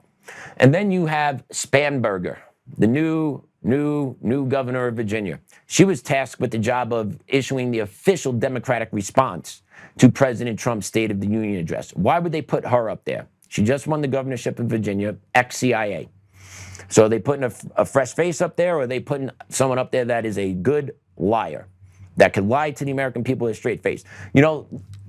Yes, the politicians can do that for the most part, mostly, but there are certain ones that are better than others. And I thought the way she conveyed her message last night was well done. If you're informed, though, you know what she's saying is complete bullshit. But if you're not informed and you're just looking to get reaffirmed in the belief of that your party is right, she did a great job. Right? And that's what the purpose of that is to reaffirm that, is to shore up their party support. It's not really so much to reach across to try and talk to Republicans about anything. No, it's about shoring up anyone that possibly could be wavered by Trump and the behavior of the Democrats not standing for 5 different things, for the standing of Irina Savitska, who was killed by a repeat offender that was released from jail. Democrats couldn't stand for that, right? So they really needed to put someone good out there last night that could do damage control. And if you think about it, their talent pool is real small. It's not deep. It's not. Hakeem Jeffries, joke. Supposed to be Obama 2.0. No. He struggles to find words. He's not organic. He's not authentic. He word searches because he's not a human being. He doesn't know how to he doesn't have a conversation, and he doesn't have the ability to actually talk fluidly because he has to think of everything he has to say, because he knows everything he has to say is bullshit coming out of his mouth. Right? So he's out. Chucky Boy. Been there, done that. AOC. She just bombed on the national stage. Right? So they kind of had to shift through and figure it out. Oh, we got one. Hey, we got one in Virginia. Let's put her up. Let's take a listen to her response. In his farewell address, George Washington warned us, about the possibility of, quote, cunning, ambitious, and unprincipled men rising to power. But he also encouraged us, all Americans, to unite in a common cause, to move this nation forward. That is our charge once more, and that is what we are seeing across the country. It is deeply American and patriotic to do so, and it is how we ensure that the state of our union remains strong, not just this year, but for the next 250 years as well, because we, the people, have the power to make change, the power to stand up for what is right, the power to demand more of our nation. Sounds good. Sounds good. But you got to look behind the curtain. Let's play the next clip. Let's see what she did within the first month and a half of becoming governor of Virginia. Play this. We had a big election last year in Virginia.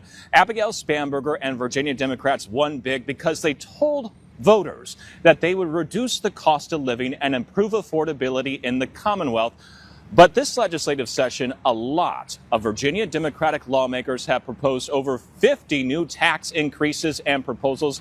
I'll read some of them to you. They include additional local sales tax in all Virginia counties and cities, new personal property tax on electric leaf blowers and electric landscaping equipment, large employer tax, gun and ammunition tax, new income tax brackets, a delivery tax. This would hit you if you ordered things on Amazon, Uber Eats, UPS, FedEx, etc. Investment income tax, event tax, concert tax, storage facility tax, gym membership tax, dog walking tax, dog grooming tax, counseling tax, got to catch my breath, digital personal property tax, new car taxes and highway use fees, increase in the hotel tax here in Arlington, statewide speed cameras. Now, those aren't taxes, but drivers would pay more fines if that went through. A dry cleaning tax, concert tax, home repair tax, and a vehicle repair tax. Now, I did reach out to Spanberger's office and Don Scott's office. He's the speaker here in Virginia, as well as the leader in the Senate, asking them, how would all of this make life more affordable to you? We'll put their responses on our webpage, WJLA.com. So there you go. You got her saying what she said there, but in reality, she is going to be crushing the people of Virginia behind the Democratic policies because they don't have any good answer except tax, tax, tax, tax, because you got to constantly generate money in order to pay out entitlements to people that shouldn't get entitlements, in order to keep the gravy train funneling through their NGOs into their coffers' pockets so that they can still live their pretty good lives, while us Americans continuously get sucked dry by the political elite. She does a good job on camera. She spoke well. She even pulled on America's pride, talking about George Washington and what he envisioned in his farewell address. Well, do you honestly think George Washington would be proud of the 50 new plus taxes that Abigail and her cronies are looking to implement in the state of Virginia? Not to mention the gerrymandering and redistricting of Virginia that's now going through the battles in the courts. Virginia is around a 46% Republican state. Somehow, though, the Democrats are going to gerrymander that state down into a 9-1 split. 9 votes for Democrats, 1 vote, 1 representative for Republicans. That's what we're looking at. That's the barrel of the gun we're looking down. That's the Democratic Party. They play to win. They play to win at all costs. They will make sure that they get their agenda across the finish line. The elections need to be handled. President Trump, we need to root this out. SAVE Act needs to get on the table. SAVE Act, voter ID, same-day ballots, in-person ballots need to occur. We need to start getting our hands around this system because the primaries are right around the corner. Whew, there's a lot going on. There is a lot going on. And with that, I'm gonna pray us out. In the name of the Father, Son, and Holy Spirit, amen. Dear Lord, thank you for this opportunity to just hop in the chair today and voice my opinion to the people of Untamed Nation. It was a pleasant surprise, but a welcome surprise. I always enjoy connecting. Dear Lord, thank you for my family. Another beautiful day out here in sunny Colorado, 60 degrees, sunny, beautiful day. Just giving me a reminder that there's beauty all around us. It takes a 60-degree day to hit me in the face with it, but it is all around us. So thank you, Lord, for giving that us today. Dear Lord, please continue to protect over Joe as he has his medical procedures coming up. Make sure the doctors are on top of their game, please. Give the doctors the wisdom and the courage to perform the procedures correctly, and make sure our man gets back in the chair safely. Love you, Grandma, Grandpa, and Dad. Hail Mary, full of grace, the Lord is with thee. Blessed art thou among women, and blessed is the fruit of thy womb, Jesus. Holy Mary, Mother of God, pray for our sinners, now and at the hour of our death. Amen. In the name of the Father, Son, Holy Spirit. Amen. Thank you so much, everyone, for joining us today. We're going to leave you with this. It's going to be Trump's closing of the State of the Union address. Very important. Everyone else, stay tuned, watch it, have a good night. We will see you tomorrow. Because when the world needs courage, daring, vision, and inspiration, it is still turning to America. And when God needs a nation to work his miracles, he knows exactly who to ask. There is no challenge Americans cannot overcome, no frontier too vast for us to conquer, no dream too bold for us to chase, no horizon too distant for us to claim. For our destiny is written by the hand of providence, and these first 250 years were just the beginning. From the rugged border towns of Texas to the heartland villages of Michigan, from the sun-kissed shores of Florida to the endless fields of the Dakotas, and from the historic streets of Philadelphia to right here in our nation's capital, Washington, D.C., the golden age of America is upon us. The revolution that began in 1776 has not ended. It still continues because the flame of liberty and independence still burns in the heart of every American patriot. And our future will be bigger, better, brighter, bolder, and more glorious than ever before. Thank you, God bless you, and God bless America.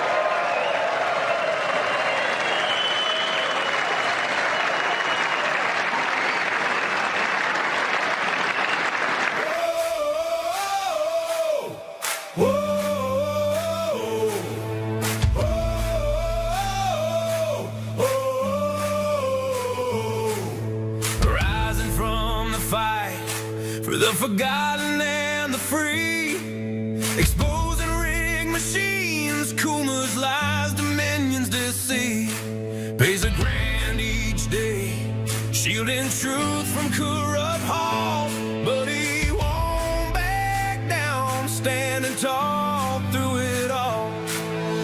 Hart and Tina Peters break the chains that bind her tight, hand count votes and one day bring the fraud to light. No more mailing scams, no machines to steal the night. Restore the people's voice, make Colorado right. Governor Oltmann, lead us bold and true. Badass for the have-nots, fighting through and through. Abolish property tax, cut the tolls away. Shrink the bloated state, let the people have their say. Rolling, it's our rally call. Truth and freedom rise and watch the tyrants fall. Untamed Colorado, strong and proud. We'll be one man for the people. State free. Help the single moms, bring back trade school strong. Opportunity for youth, where the brave belong. Audit every NGO, ban the wolves that roam. Reclaim our stolen land, bring the power home. Eric Coomer's fraud, Dominion's design, expose the stolen votes, cross a dangerous line. No more victimhood, no chains on you and me. He's running for governor for real liberty. Smash the fraud machine, pardon heroes jailed for the have-nots. Rising truth will never fail. One warrior defies the corrupt elite. Colorado reborn, strong on our feet. Governor Oltmann, lead us bold and true. Badass for the have-nots, fighting through and through. Abolish property tax, cut the tolls away. Shrink the bloated state, let the people have the say. Governor Oltmann, it's our rally call. Truth and freedom rise and watch the tyrants fall. Untamed Colorado, strong and proud. We'll be one man for the people, set our great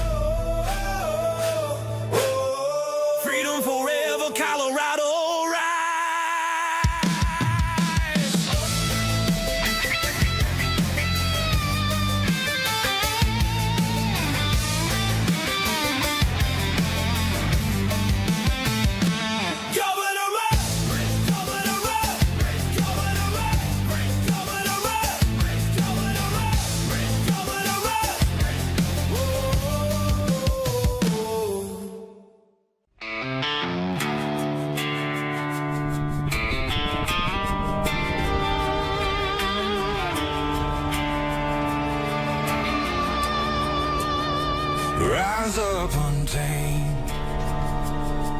In the heart of the fight where the wild ones roam, Joe Oltmann's calling, bringing truth back home. From conservative daily to this untamed fire, we shatter the silence, lifting spirits higher. No chains can hold us, no lies can prevail.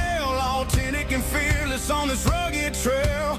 Patriots gather under stars and stripes. Untamed nation, igniting the nights. Untamed nation, let the truth roll out in this land of the free. Standing proud from sea to shining sea, we won't back down. Catch the fire, wear the crown. Untamed nation, it's our battle song, motivating hearts where the brave belong. Yeah, untamed and wild, forever strong. Play it again all night long.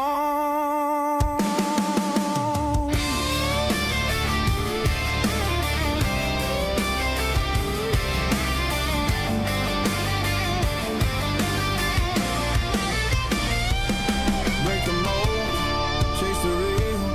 No more games, time to heal. Joe's voice leads the untamed crew. Truth matters through and through.